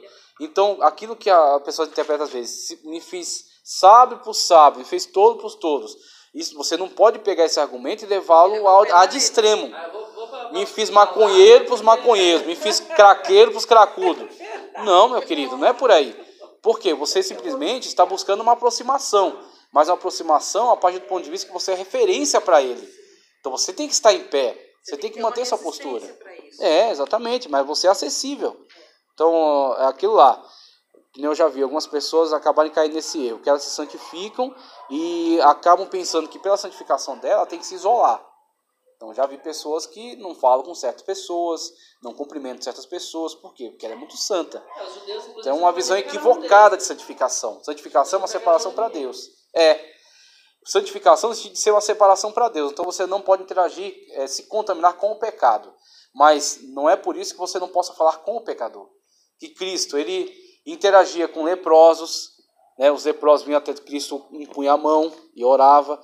Então ele não estava leproso como ele, mas ele interagia com os leprosos. Ele não se prostituía, mas ele falava com pessoas que estavam se prostituindo. Ele não era ladrão, mas ele falava com pessoas que eram tidas como ladrão. Mas você tem que ter contato para puxar ela para cá, não para ir para o mundo dela. Então, o que Davi está falando aqui é colocando um contraste entre o comportamento dele e de certas pessoas. E isso aqui chega um momento em que será necessário, será útil. O objetivo do autor, que ele coloca aqui, ó. Todo livro tem um objetivo pretendido pelo autor. A Bíblia não é diferente. Cabe ao leitor se esforçar para descobrir o objetivo do autor, a fim de entender o sentido original dos escritos. E aí ele coloca alguns pontos aqui, ó. O objetivo de toda a Bíblia, quando dá crise toda a Bíblia, qual o objetivo dos evangelhos, qual o objetivo dos provérbios. Então, quando ele coloca esses três aqui, ele está indo desde uma visão mais ampla, um leque mais aberto, e está fechando aqui sobre alguns grupos de texto. Então, colocando essa observação, né, essa forma como ele está se expressando em relação a isso, o que a gente vê? Desde aquilo que a gente tem falado já desde o início da aula, quando você tem o devido cuidado de respeitar a Bíblia, respeitar os textos bíblicos, dentro daquilo que ela está dizendo. Surgiu dentro e tomou conta de algumas escolas de interpretação bíblica uma visão chamada desconstrucionismo. O desconstrucionismo, acho que Derrida, uma coisa assim, um autor que era muito forte nessa afirmação, nessa ideia desconstrucionista. O que o desconstrucionismo favorece? É que você olhe o texto e não tenha tanto respeito pelo que o autor está dizendo, mas por aquilo que você vai construir em cima da sua narrativa. Então, esse texto vai ser utilizado por você para o quê? Para que você quer usar isso? E muitas das vezes esse posicionamento ele denotava assim, muita desconfiança por parte do autor. Então, quando surgiu a autocrítica textual, uma das coisas que se questionavam dentro da autocrítica textual era se de fato aquele texto é de autoria de quem estão dizendo que é. Será que Mateus escreveu mesmo esse evangelho? Será que Lucas escreveu este evangelho? Será que João escreveu essas cartas? Será que Jesus disse essas palavras? Então, com esses questionamentos que se faziam, ganhou campo o desconstrucionismo. Ele falou, olha, talvez Jesus não tenha dito isso. Desmoralizando a palavra. Talvez Jesus não tenha realizado esses milagres, porque milagres não existem. Eles são antissobrenaturalistas, são extremamente racionalistas. Então, entra pelaquela questão empírica. Só o que pode ser provado. Só o que pode ser provado em laboratório. Tá? E pode ser analisado, provado. Então, se um milagre, que é um ato sobrenatural, não pode ser provado, cientificamente falando, os milagres não existem.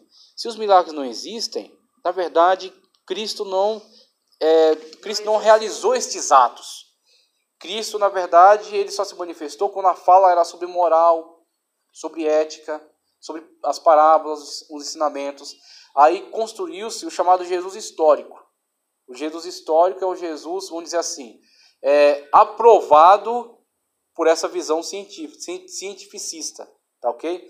Então seria, olha, esses trechos são de fato de Jesus. Esses outros trechos sobrenaturais, ou que colocam Jesus falando sobre a sua deidade, colocando-se como Deus, eles são, na verdade, acréscimos posteriores da igreja para deificar Jesus, para criar em Jesus um herói, a fim de que eles pudessem fortalecer a sua seita. Teve gente na época elemento propagandístico. Que era forjado, né? O cego de Jericó, ele não era cego, foi tudo combinado, foi forjado para poder chamar mais pessoas, né?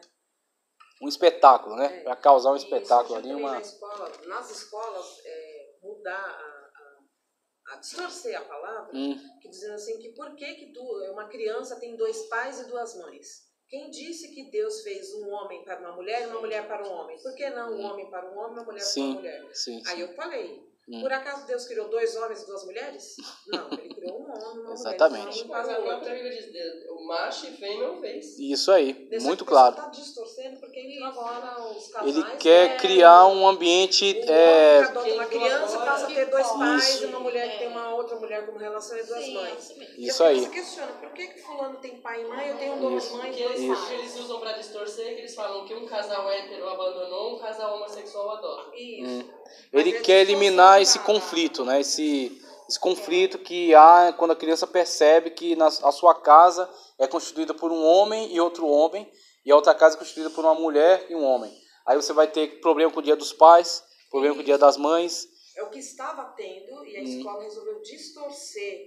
Eu sei que estudioso que fez isso, distorceu a palavra, por que tem que ser exatamente o que está escrito na Bíblia. Quem garante que foi Deus que instruiu o homem a escrever a Bíblia? Nessa visão desconstrucionista, facilmente eles dizem, esta visão que foi colocada nos textos é advinda de um machismo da sociedade do Antigo Oriente Médio. É tão fácil, você falar o dia que 2 homens, um homem engravidar o outro, ou uma mulher engravidar a outra, resolve o problema. É a fala que eu tenho adotado no ensinamento acerca disso. Você pode fechar a Bíblia, abrir um livro de biologia e veja onde 2 machos conseguem procriar, ou 2 fêmeas conseguem procriar. É uma questão assim, antes de recorrer até a Bíblia, na biologia mesmo você já consegue entender melhor essa questão. Vamos criar uma sociedade só de homens e uma sociedade só de mulheres. Quando eles conseguirem, sei lá, tem 20 homens e tem 20 mulheres. Quando eu começar 21, 22, 23, aí a gente começa a... Viria uma falência, né? A gente volta a conversar, resolve aí a questão. Para tentar eliminar esse conflito, para tentar viver com esse arranjo artificial, eles vão querer, de uma forma muito audaciosa, mexer no entendimento bíblico. Não conseguiram mexer no próprio texto ainda, creio que já deve estar tentando, mas até essa Bíblia LGBT pode ser uma proposta, né? Mexer no próprio texto, ao que tenta mexer na interpretação. Para mexer na interpretação, você tem que começar a colocar certos pressupostos. Por exemplo, essa questão desconstrucionista, onde você questiona até qual a intenção. Talvez o autor tivesse uma intenção negativa. Talvez ele tenha escrito isso porque ele era machista, porque ele tinha uma visão retrógrada, uma visão antiquada, antepassada. Então, o desconstrucionista, ele manipula com a maior facilidade. Ele fala, olha, ele disse isso, mas na verdade não era assim. Mas é pra você ver como é uma coisa tão demoníaca, que a maioria dos casais, as lésbicas, né, vamos colocar assim, você pode ver que a maioria, um deles acaba sendo... Sim, assume uma posição, eu sei. Como é que uma mulher se apaixona por outra mulher sendo que ela tem características masculinas? É um negócio tão demoníaco que não dá pra explicar. É confuso, extremamente confuso. De casamentos destruídos. Era casada, teve filho e se apaixonou por uma Teve uma desilusão. De um homem. Sim. Você concorda que você está buscando a masculinidade dentro de um... Só porque tem a mesma compreensão, o mesmo pensamento. Mas você está buscando o afeto masculino. Você não vê a outra doida lá, a Dami lá, que virou um homem. Só que entra por um mundo de fantasia. Que nem o Adriano Lima, quando estava aqui com a gente, ele deu uma palestra na Vila Madalena. E ele falou, eu não vou lembrar o nome da síndrome que ele explicou lá. Mas é uma coisa com uma dissintonia entre a realidade e o pensamento. Ele disse assim, olha... tudo bem, se a questão do gênero ela pode ser afirmada somente baseando-se naquilo que você entende acerca do mundo, então vamos levar esse argumento aqui para outras áreas. Se eu acordar de manhã dizendo eu sou rico, aí eu vou lá na 9 de julho, tem umas lojas lá tem Maserati, né? Tem Lamborghini, aí eu escolho lá uma Lamborghini amarela. Vou no vendedor, dou meu cartão e falo, pode passar, porque eu sou rico. Será que vai passar? Talvez você saia de lá num camburão. Não é porque você entende, você vê a dissintonia entre a realidade e os fatos, entre a realidade e o mundo da imaginação, não é porque você entende que você é rico que você seja rico. Não é porque uma mulher se entende homem que seja homem. Então alguma coisa aconteceu que está em dissintonia o mundo da mente, as ideias dela e a sua realidade. Ela está num conflito entre a realidade e as suas ideias. Então o mundo não vai poder adequar o mundo ao seu problema. Você é que tem que buscar uma solução. E aí quando entram alguns médicos, alguns psicólogos e psiquiatras tentando propor, auxiliar essa pessoa, eles não podem simplesmente tomar alguém que não quer e obrigá-lo. Mas quando alguém ela chega até ele pedindo esta ajuda, é isso que ele propõe, ajudá-la a entrar em sintonia com a sua realidade. Seu corpo é um corpo de mulher. Então, o que aconteceu na sua mente para que você esteja entendendo-se como um homem? E aí buscar entrar em sintonia consigo mesmo, buscar novamente esse equilíbrio. E aí até isso querem proibir. Né? Porque essa ditadura... O convívio familiar, né? O convívio. Antigamente tinha aquela, que o pai preferia que o filho mais velho que nascesse fosse homem. Aí nasce uma mulher. Aí vira e mexe e fala, você teve uma filha mulher. Eu sei. Que eu faço. Tem essa crise mesmo. Tem essa crise. Fala assim, não, eu vou me pôr na postura de homem porque meu pai vai me amar mais. Querendo aceitação. Esse sentimento lá atrás. E o diabo, aproveitando a fragilidade humana, ele vai colocando na mente uma palavra de rejeição, uma palavra ao contrário, a pessoa passa a ter outros tipos de sentimento para poder se fazer parte daquele grupo. Exatamente. Ela quer ser aceita. Ela quer aquela, né? Quer aquele papel. Então ela se transveste naquele... Se coloca diante do espelho e fala assim, não, eu sou um homem, assim, assim, assim. Mas meu pai fala que ele gostaria que fosse uma menina, o lacinho, o sapatinho. Aí ele começa a ter comportamentos de menina. Buscando aceitação. E o pai, querendo repreender o filho por ele estar começando a se comportar como uma menina, lasca o cacete nele. Aí tem o tal trauma, a fragilidade dele já abusou na fraqueza, que ele passa a ter um outro tipo de visão. Verdade. E quando ele cresce, ele vai tomar um caminho totalmente diferente. Né? Ele vai até os embustidos, né? Exatamente. Aí com o tempo ele começa a sair do armário, entre aspas. Para evitar o conflito, ele finge, né? Até certo tempo. Na faculdade, no trabalho, ele começa a fazer parte de grupos que ele percebe que tem o mesmo comportamento que ele. Se houvesse um ambiente seguro, onde ele pudesse expor, colocar para fora toda a sua confusão, talvez pudesse chegar à solução. Sobre os papéis, a confusão que está fazendo nesses papéis. Quando chega a certo momento da adolescência, a questão hormonal causa confusão também sobre como que esses papéis vão ser definidos. Se houvesse um ambiente seguro, mas muitas vezes não há. Então, essas coisas começam a ficar mais abertas, de procurar psicólogos e terapeutas há uns 30 anos. Sim. Mas isso vem de muito mais tempo. Que as pessoas se escondiam. O problema já estava grande já. Estava... até mesmo a agressão sexual de pais, filhos, irmãos, os parentes mesmo, Sim. sabe? As pessoas se guardavam, não se abria por falar porque era vergonhoso, né? Exatamente. Ou se tinha como mentiroso que estava fazendo... virava chacota, virava perseguição. Era vergonha, tudo levava Exatamente. da vergonha, né? Da humilhação, constrangimento. Verdade. Então causou um grande mal na sociedade. Veja. Vai sair? Tá certo. Vai lá, vai na paz. Deus abençoe, Pai Senhor. Amém. Obrigado, hein? Boa aula para vocês aí. Então, diante desses problemas sociais que está me apontando, como é que certos grupos e certas áreas da teologia, certas escolas teológicas, como elas se comportam em relação à Bíblia? Eles vão dizendo a Bíblia, um livro antigo, um livro escrito em uma outra sociedade, em outro tempo, eles veem assim facilmente à disposição deles a possibilidade de manipulá-la, né, de tirá-la de seu propósito, de seu objetivo para atender ao momento, atender à demanda do momento. Sai totalmente do contexto, Totalmente. Um texto. Exatamente. Aí é onde entra essa leitura equivocada, essa leitura distorcida, essa manipulação sobre o texto sagrado.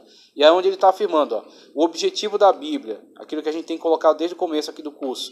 O objetivo principal da Bíblia, a Bíblia não é um livro de história, apesar de mencionar fatos históricos. A Bíblia não é um livro de biografias, apesar de mencionar personagens. A Bíblia tem um comprometimento muito sério com a salvação. Então, um livro onde revela o grande plano de Deus para a nossa salvação. Desde Gênesis, a promessa, né, a grande promessa feita por Deus, daquele que esmagaria a semente da mulher, que esmagaria a cabeça da serpente, até o Apocalipse, quando vemos a semente da mulher, Cristo, glorificado, que esmaga a cabeça da serpente. Então, temos aí um grande objetivo bíblico. Se nós não estivermos assim andando na mesma direção da Sagrada Escritura, vamos entrar em conflito com ela em algum momento. Então, no geral, temos esse objetivo. Então, é aquilo que eu falei em outras salas sobre entender o objetivo da Bíblia. Quando você entende, você não se equivoca em relação a ela.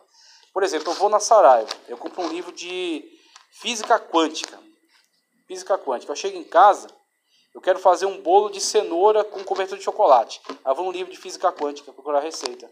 Não vai achar. Não vai. Talvez né? de química, sim. Agora de física já é meio difícil. Física quântica, eu quero uma receita de bolo. Então, por que está dizendo isso de uma forma tão ridícula? Porque eu estou mostrando como é ridículo buscar aquilo que o livro não se propõe a dar. As pessoas estão buscando na Bíblia aquilo que ela nunca se prometeu a dar. Então a Bíblia ela não vai tratar de detalhes históricos, ela não vai tratar de detalhes cronológicos, nem vai tratar de algumas questões químicas, nem biológicas, nem físicas, porque essas áreas já tem quem se interessa. A Bíblia vai tratar acerca da salvação. Exatamente. Então, aquilo que não foi interessante para isso, você quer ver uma questão assim que deixa muito claro isso? Quando a Bíblia chega ali tratando acerca dos reis de Israel, acerca da história deles, vai ter um camarada chamado Onri. E esse Onri, historicamente falando, internacionalmente, ele foi muito importante. Inclusive, os anais assírios, que foram desenterrados, interpretados por uniforme e tal, eles chamavam Israel de terra de Onri, Bit Onri. Chamavam Israel de terra de Onri. De tão importante que foi para eles esse grande general israelita. Sabe o que a Bíblia dedica a falar sobre ele? No máximo 4 versículos. E o resto da narrativa é sobre Elias, um cara que internacionalmente falando não tem relevância nenhuma, vamos dizer assim, um Zé Ninguém, tá certo? Na visão dos historiadores, um Zé Ninguém, que veio de lugar nenhum, Tisbe, que ninguém até agora achou onde fica, fez lá uns milagres, e depois fala muito também acerca da viúva, onde ele passou lá um tempo quando estava na crise. A crise lá não estava chovendo, Deus mandou ele de Querite para a casa da viúva em Sarepta. Olha o que a Bíblia se interessa. Então, historicamente falando, zero, não tem relevância nenhuma. Mas, biblicamente falando, é um conteúdo para a nossa edificação. É uma atitude de salvação, essa da passagem de Elias Exatamente. na vida da viúva. Né? Então, muito mais vale para nós saber de Elias e da viúva de Sarepta do que de honra e suas realizações militares. Pode comentar que no Evangelho de João, se você for ver historicamente, ele também é bem contraditório, como se ele fosse totalmente anacrônico. Se você for pegar os pensamentos os pensamentos não, as situações, elas são todas desconexas com o resto dos outros evangelhos. Dos evangelhos. Ele tomou um outro caminho, tanto que ele não é sinótico. O histórico, né, os evangélicos sinóticos, do meu ponto de vista, eles seguem uma cronologia mais certinha. Já o Evangelho de João, ele é muito estranho. Muito ele é muito mesmo. esquisito. Se você for ver, ele não tá... Essa questão de não se propor ao objetivo histórico, e sim o objetivo espiritual. Ele fala muito dos discursos de Cristo. Então, se você se quiser saber aquele que reclinava a cabeça do peito de Cristo. Então, se você quiser saber do que Jesus disse, é João. Os discursos de Cristo. Ele vai fundo nisso. Agora, se quiser saber de fatos históricos, são os sinóticos. Outra coisa que eu quero comentar é que tem ele tem outra religião, E ele começou a ler a Bíblia. Que eu comecei a falar da Bíblia, ele começou a ler. Aí ele falou pra mim que ele estava muito confuso. Ele falou assim, nossa, mas isso aqui, muita coisa não bate com o que eu entendo, ou que eu acredito. Assim. Aí eu falei assim, então, mas é isso que você tem que entender. A Bíblia, ela tem o seu próprio viés. Sim, entendeu? Muito bom. Ela tem a sua própria tendência, ela tem o seu próprio pensamento. Então não adianta a gente querer, às vezes, trazer coisas de fora e impregnar nela, que seria exegese. É verdade, né? Então, exatamente. Às vezes, o pensamento moderno, eles estão querendo imbuir na Bíblia, nas escrituras em si, um viés que não é o dela. Porque a nossa irmã acabou de falar o nome da senhora mesmo, que eu sou péssimo pelo nome, Denise. A irmã Denise acabou de colocar muito claro aqui. Então, a demanda hoje, o problema hoje que se constituiu, social, essa questão da tentativa, hoje não é somente uma proteção a homossexuais, mas quase uma imposição, a ditadura do LGBT, X, W, Y, ZH e o resto. Né? Então, que tem que haver um respeito por eles, eu também concordo, que tem que haver não pode ser agredidos, não pode ser humilhados. Concordo, absolutamente, eles têm os mesmos direitos, eles são cidadãos. Agora, eles não podem impor a sua visão de mundo sobre as demais. Tanto que você vê, hoje, todos os grupos da sociedade podem ser criticados. Com crueldade, com requinte de crueldade. Abre a boca para falar desse grupo. Você vai... que dificilmente você vê um casal, um homem e uma mulher, se pegando no meio da rua. Sim. Agora, se você vir um casal homossexual, se você for comentar... você está perdido. Está perdido. Exatamente. É verdade. E é o que ele colocou. Então, ele está vendo conflitos na leitura. E o que eu acho impressionante é que a Bíblia confronta mesmo. Sim. Eles criticam os cristãos, mas eles exatamente. têm coragem, por exemplo, de criticar... Isso, estava na ponta da língua. Estava na ponta da língua para falar. Que no carnaval, que viram exatamente. Que pegaram o Cristo, arrastaram, que o pega Maomé e faz qualquer brincadeira, não fazem nem a pau. O cristão, ele não é julgado pelo cristianismo, Cristo em si. Ele é julgado pelo comportamento. É verdade. Só que, infelizmente, muitos cristãos têm, sim, comportamento dão margem a isso. É triste. E julga as pessoas pelos atos delas. Aí eles pegam nisso aí e tripudiam. Aí volta lá nos 10 mandamentos. Ama teu próximo, não diz que Deus é amor, você tem que amar. Exatamente. Aí põe todo mundo numa mesma panela. Isso. Eles falam os cristãos. O que é esse negócio de os cristãos? Tem católico, tem protestantes diversos, tem pentecostais. O que é os cristãos? Mas a própria Igreja Católica abriu esse leque para LGBT que a gente não pode discriminar. A gente não aceita o comportamento deles. A gente rejeita o comportamento. A aceitação deles que é contrária à palavra. Sim, exatamente. Eu tenho vários amigos que são homossexuais, mas nem por isso eu concordo com as atitudes deles. É esse ponto que a gente quer chegar. Então você não tem nada contra a pessoa em si. Contra a pessoa. Mas o comportamento dela, eu não sou obrigado. Inclusive, uma vez uma aluna de direito que congrega com a gente pediu para eu gravar um vídeo sobre essa questão. E aí a pergunta era, se um dia um filho seu se tornasse homossexual. Eu falei, olha, eu estou ensinando para que ele não seja. Se ele chegar a uma determinada fase e ele optasse, né, por ser homossexual, eu ia deixar muito claro que eu não concordo com a opção de vida que ele fez. Exatamente. Ele não poderia realizar as práticas dele na minha casa. Se algum dia ele alugasse uma casa, ia ser problema dele. Ele saísse da minha casa.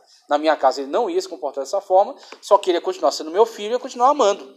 Eu não ia abandoná-lo, nem ia matá-lo. E nem ia também concordar com o que ele faz. Falou, na minha casa você não vai ter essas práticas. Eu tenho um exemplo de convívio, que eu trabalhei na casa de um casal homossexual. Sim. E eu pedi para eles, na minha frente, vocês não se beijam, não se agarram e não andam de roupão. Ah, mas a gente é que nem você. Eu falei, não é. E um deles era evangélico. Sim. Eu consegui trazer ele de volta para a igreja. Amém, glória a Deus. Se casou, mas o Senhor recolheu. Sim. Foi uma parte até que você falou, que as pessoas, eles se envolveram no evangelho e passou a se infiltrar no mundo dos homossexuais para trazer. E Deus viu quando ele estava começando a colocar o pé lá, o Senhor preferiu. Eu creio assim, eu creio que Deus vê o limite da pessoa e fala, não, tá bom, já encerra seu ministério aqui. De novo. Porque era um problema para ele. 25 anos que o Senhor recolheu. Sim, mas foi em comunhão. Uma pessoa assim, boa, que nem os homossexuais e lésbicas. Realmente, ele era uma pessoa ótima de coração. Sim. Mas o que eu não gostava dele era o comportamento. Quando ele não dá fazia aquele trejeito, aquela fala fina. Opa, se comporta como um homem. Mas você é homem, se comporta como um homem. Muito bem. Então, na minha frente, ele nunca faltou com respeito. Muito bom. Uma pessoa maravilhosa. Voltou pro Senhor. Ele Glória a quando Deus, ele era graças a Deus. adolescente, ele era da banda, da igreja. É uma batalha difícil. Foi pra faculdade, conheceu amigos na influência, acabou indo pro outro lado. Mas o Senhor teve misericórdia, né? Ele voltou pro Senhor, ele se casou. Por que acontece isso? Por que acontece esse movimento de transformação? Porque alguém não abriu mão dos preceitos bíblicos. Aquilo que o irmão Jeff estava falando sobre o conflito na leitura que o seu amigo está tendo em relação a algumas afirmativas bíblicas e como ela confronta algumas realidades da atualidade.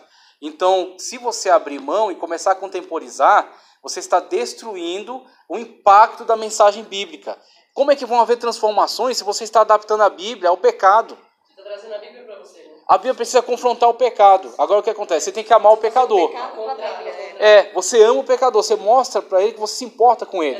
Mas você não alivia a mensagem.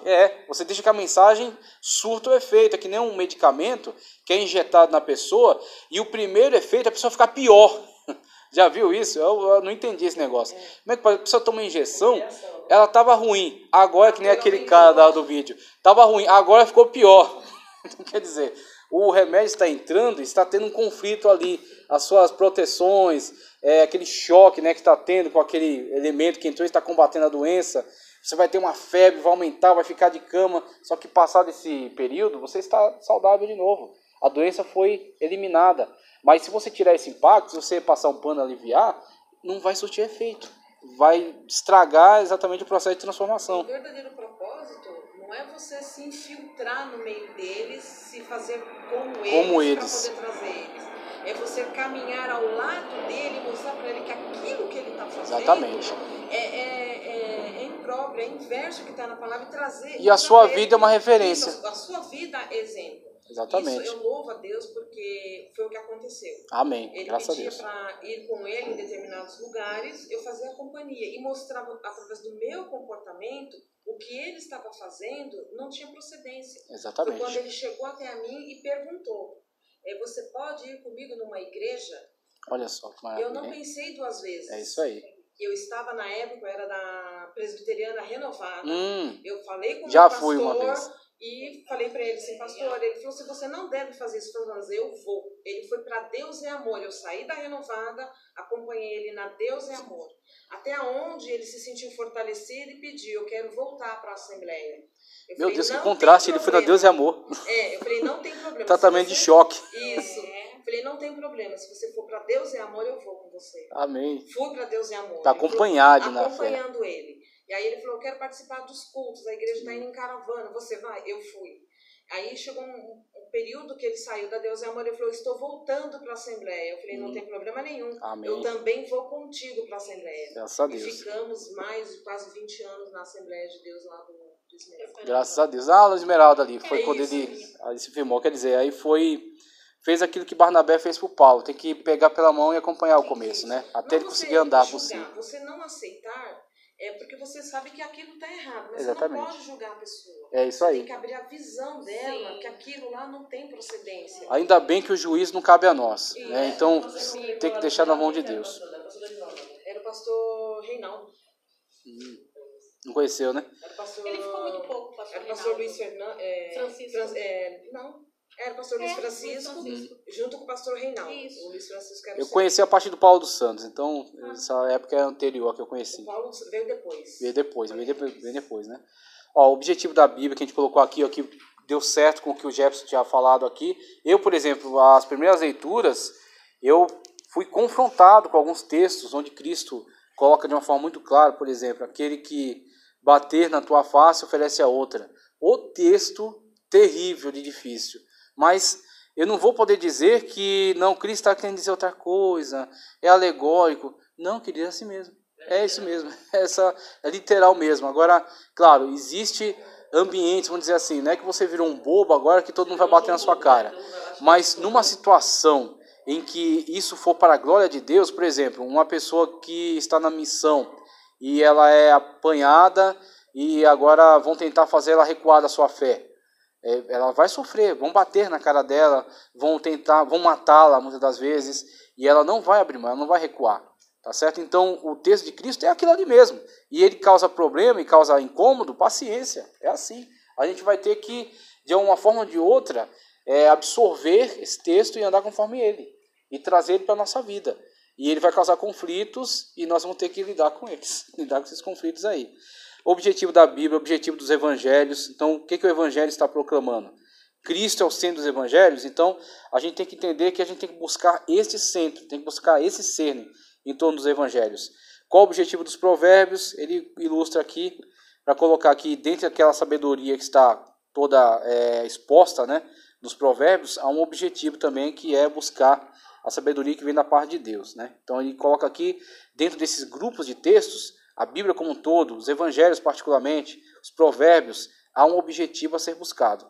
Paralelos de palavras é bem simples aqui e na verdade já está muito de acordo com aquilo que a gente já tinha falado. Então você tem palavras sinônimas e antônimas que te ajudam na compreensão. E quando você coloca elas lado a lado, o contraste delas ou a semelhança delas vai te elucidar, vai te trazer um entendimento, esclarecimento. Então paralelos de palavras é bem tranquilo.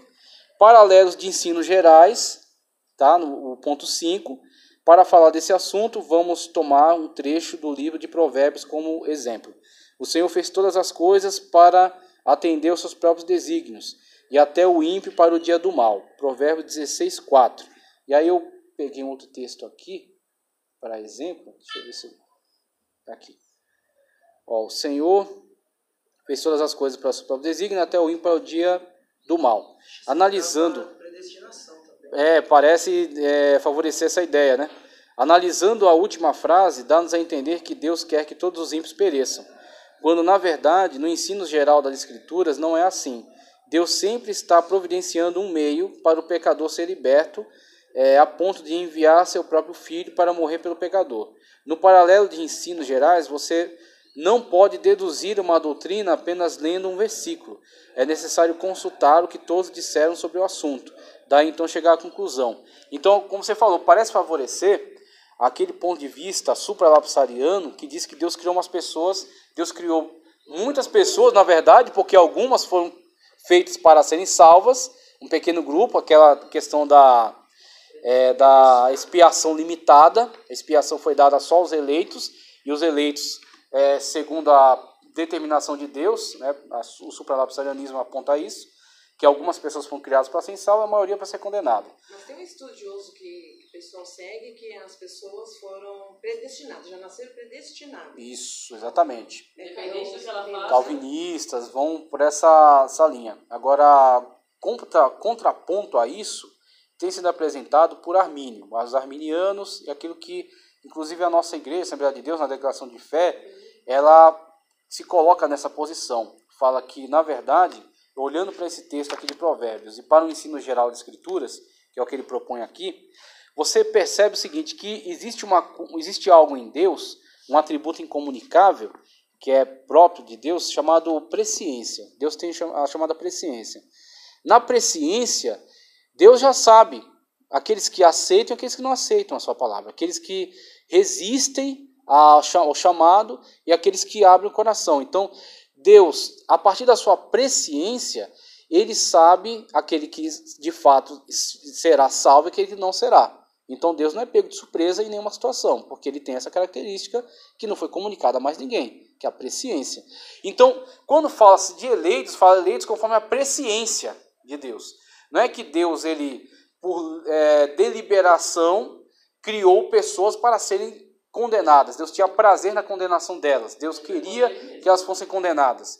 Porque essa visão monergista, tá certo, acerca da salvação, favorece isso, que Deus ordenou o pecado de Adão, Deus ordenou a queda de Adão, Deus criou pessoas para serem condenadas, e a maioria delas, na verdade, a expiação é restrita a um pequeno grupo de pessoas, tudo ligado ao quê? A essa ótica, onde você tem a interpretação de que todos os atos cometidos, tudo que é feito, tudo que acontece, é uma atitude que parte somente de Deus, que assim, Deus ele interfere em todas essas situações, que Deus de fato quis essas situações, que ele impulsionou essas situações.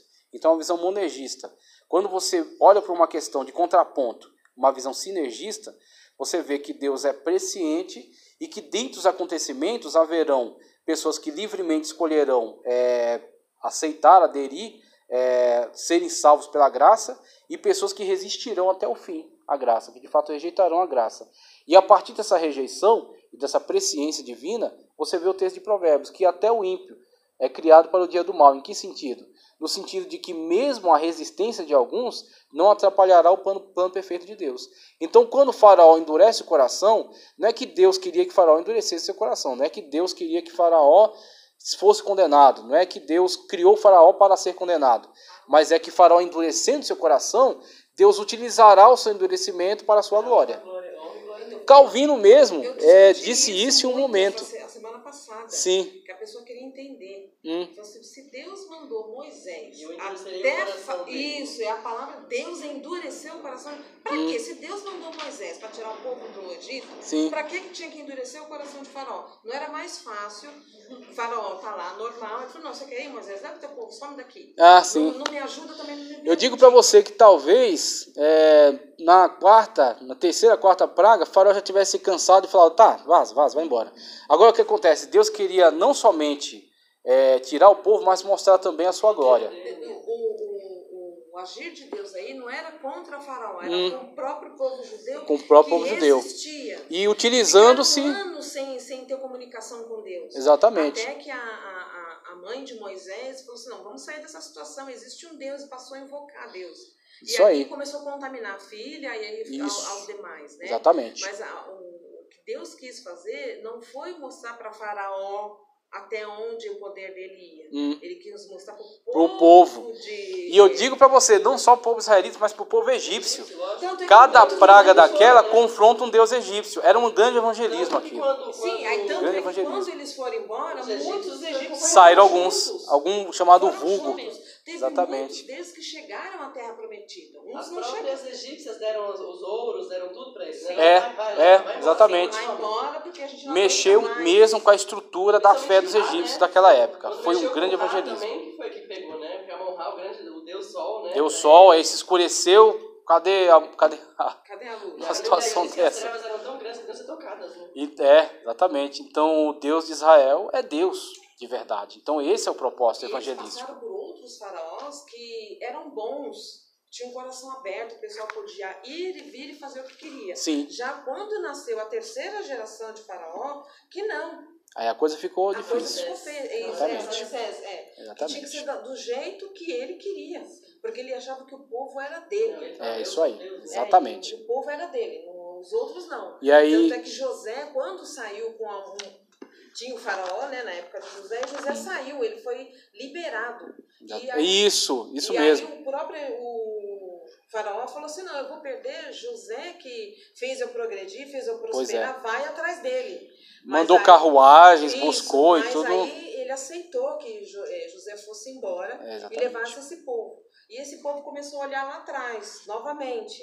Não, lá com o faraó a gente tinha isso, tinha exatamente. E começou a debandar, né? A esquecer de Deus. Exatamente. Então, de fato, foi um grande evangelismo.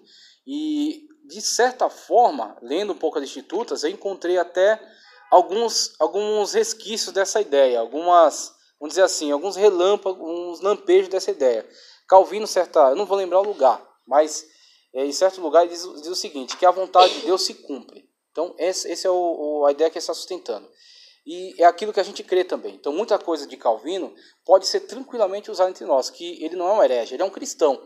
Agora, ele tem uma visão que não concordamos em tudo nela. Então, algumas coisas serão confrontadas. Mas, veja só, a vontade de Deus se cumpre, independentemente das situações. Ele falou, olha, vamos supor aqui, Deus quer determinada pessoa morta. E ela tem 2 filhos. E é o que acontece? A vontade de Deus é que determinada pessoa morra, né? Foi condenado, Deus está trazendo sentença sobre ele. E nesses 2 filhos nós temos, um também quer o pai morto e o outro não, tá certo? A vontade do filho que quer o pai morto está de acordo com aquela vontade momentânea de Deus, né? Que é uma vontade de sentença, de condenação, onde a pessoa será morta. Então aquela vontade está de acordo com esta vontade momentânea de Deus. O outro filho que não quer o pai morto está contra essa vontade momentânea de Deus, de juízo. Mas ele está de acordo com um preceito geral no qual o filho tem que amar seu pai. Então veja, mesmo aquele filho estando de acordo com uma vontade momentânea de Deus de juízo, ele está contra um preceito geral onde Deus determina que o filho ame seu pai. Aquele filho que quer o pai morto também, na verdade, ele não deveria ter esse sentimento, porque a vingança cabe somente a Deus. O juízo cabe somente a Deus. Mesmo aquela vontade estando de acordo com essa, está contra a vontade maior. Mesmo que a sua vontade seja igual à de Deus, não diz que você está dentro da vontade de Deus. Onde que entra essa situação? É um pouco complicada, mas ela é muito útil. Por quê? Aquelas pessoas que têm essa vontade má, elas não atrapalharão o plano de Deus. Deus simplesmente vai utilizar essa vontade má, ímpia, para que cumpra a vontade perfeita apesar dela. Por exemplo, Deus pode, utilizando-se desse filho com a vontade má, para realizar o ato. Então ele vai matar o seu pai. Deus de fato queria aquele homem morto. Só que aquele filho será condenado mesmo assim. Porque ele não deveria ter esse sentimento. Ele tem esse desejo. Deus vai usar então esse desejo. Ele é ímpio. O desejo tem que ser somente de Deus. Exatamente. Só Deus pode querer a morte. Só Deus pode julgar, pode dar a sentença. Aquilo que Paulo mesmo falou, né? Que você tem que dar a vingança totalmente a Deus. Não, você não pode querer trazer para si, porque você não tem esse papel. Você não deu a vida, você não pode tirá-la, tá certo? Claro que aí seja outras discussões, mas é outra aula. Também se venha a se cumprir a palavra de Deus, ele deu o livre-arbítrio. Foi ele que fez, foi ele que criou. Exatamente. Não é que ele criou o ímpio para as coisas más. Foi as atitudes do ímpio que o conduziram para esse lado. As coisas más para que fosse cumprida a palavra de Deus. Isso aí. A história vai se cumprir, você esteja num papel ou no outro. Aí você decide, aquilo lá que diz, todo joelho se dobrará. Hoje a gente dobra o joelho deliberadamente. Se dobra o joelho e adora e ora. Livre e espontânea vontade. Livre e espontânea vontade. Você vai ser obrigado. No dia do juízo também vai se dobrar. Mas aí vai ser a força, né? Você para receber aquele que vai te julgar. A vontade de Deus é soberana, independente soberana. Quer que você queira ou não, ele vai fazer e acabou. Só que o bom é quando a gente está na vontade perfeita e maravilhosa de Deus, de acordo com o seu plano. Pessoal, para fechar a aula, que acho que já até estourou, vamos lá. Paralelos aplicados à linguagem figurada. Vamos tomar como exemplo disso um trecho do livro dos Salmos. Porque a mão do Senhor dá um cálice cujo vinho é tinto, está cheio de mistura, e dá a beber dele. Mas as escórias dele todos os ímpios na terra sorverão e beberão. Salmo 75:8. Nesse versículo encontramos a palavra cálice. Mas que tipo de cálice seria esse? Será que se trata de uma linguagem figurada?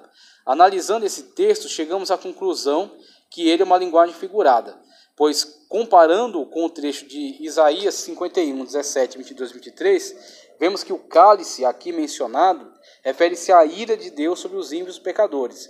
Toda linguagem figurada tem uma interpretação na Bíblia. Não devemos ficar inventando, isso aqui é fundamental, uma interpretação à linguagem figurada. Isso é perigoso antibíblico.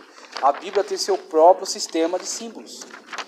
Ela tem seu próprio sistema de metáforas. Então as metáforas bíblicas não podem ser importadas. Você pegar uma metáfora bíblica de um cálice e buscar essa metáfora em outras narrativas. A Bíblia tem a sua própria forma de lidar com a imagem do cálice. Então, por exemplo, Pai, passa de mim este cálice. A oração de Cristo. Que cálice é esse, afinal de contas? Tinha um lugar onde tinha um cálice, onde tinha uma bebida que era meio ruim, e ele tinha que... Não, o cálice é uma visão metafórica. Pai, tira de mim essa dor. Essa dor, angústia. Exatamente. O que tem nesse cálice? Qual o conteúdo dele? Você pode até pegar, por exemplo, alguns contextos históricos no qual o cálice foi usado de uma forma punitiva. Por exemplo, Sócrates morreu tomando cicuta em um cálice. Então veja, o cálice, talvez, diante de todas essas situações, o cálice transportasse também essa ideia. A pessoa pode tomar um veneno, né? Até os reis tinham um funcionário. Neemias era um funcionário que bebia do cálice do rei primeiro. Ele bebia, não morreu? Então pode tomar. É um alto funcionário. Pois é. Então, quer dizer, o rei ele vai tentar proteger a si. Então ele pega um cara, coloca numa posição elevada. Né? Exatamente. Né? Dava só um golinho. Dava só um golinho para ver se vai morrer ou não e passava. Então, talvez por causa de todas essas situações, o cálice evoque isso. Que Deus vai dar um cálice de ira para os ímpios sorverem até o final. Então, essa imagem do cálice, essa metáfora, ela é muito forte nesse sentido. No sentido de comunicar essa ideia de que no cálice pode haver um vinho de alegria ou pode haver um veneno mortal, que os ímpios vão beber até o final. Tá? Então, é uma metáfora ligada ao contexto bíblico. Pessoal, encerramos a aula de hoje. Muito obrigado pela colaboração, participação maravilhosa. E a próxima aula vai ser a última, vai ser figuras de retórica 1 e 2, tá? E aí a gente vai fazer a prova na próxima aula, Já? ok? Próxima aula já é prova. E eu queria, não sei se dá pra gente definir já. Um cafezinho. Vamos tomar um cafezinho, isso, maravilhoso.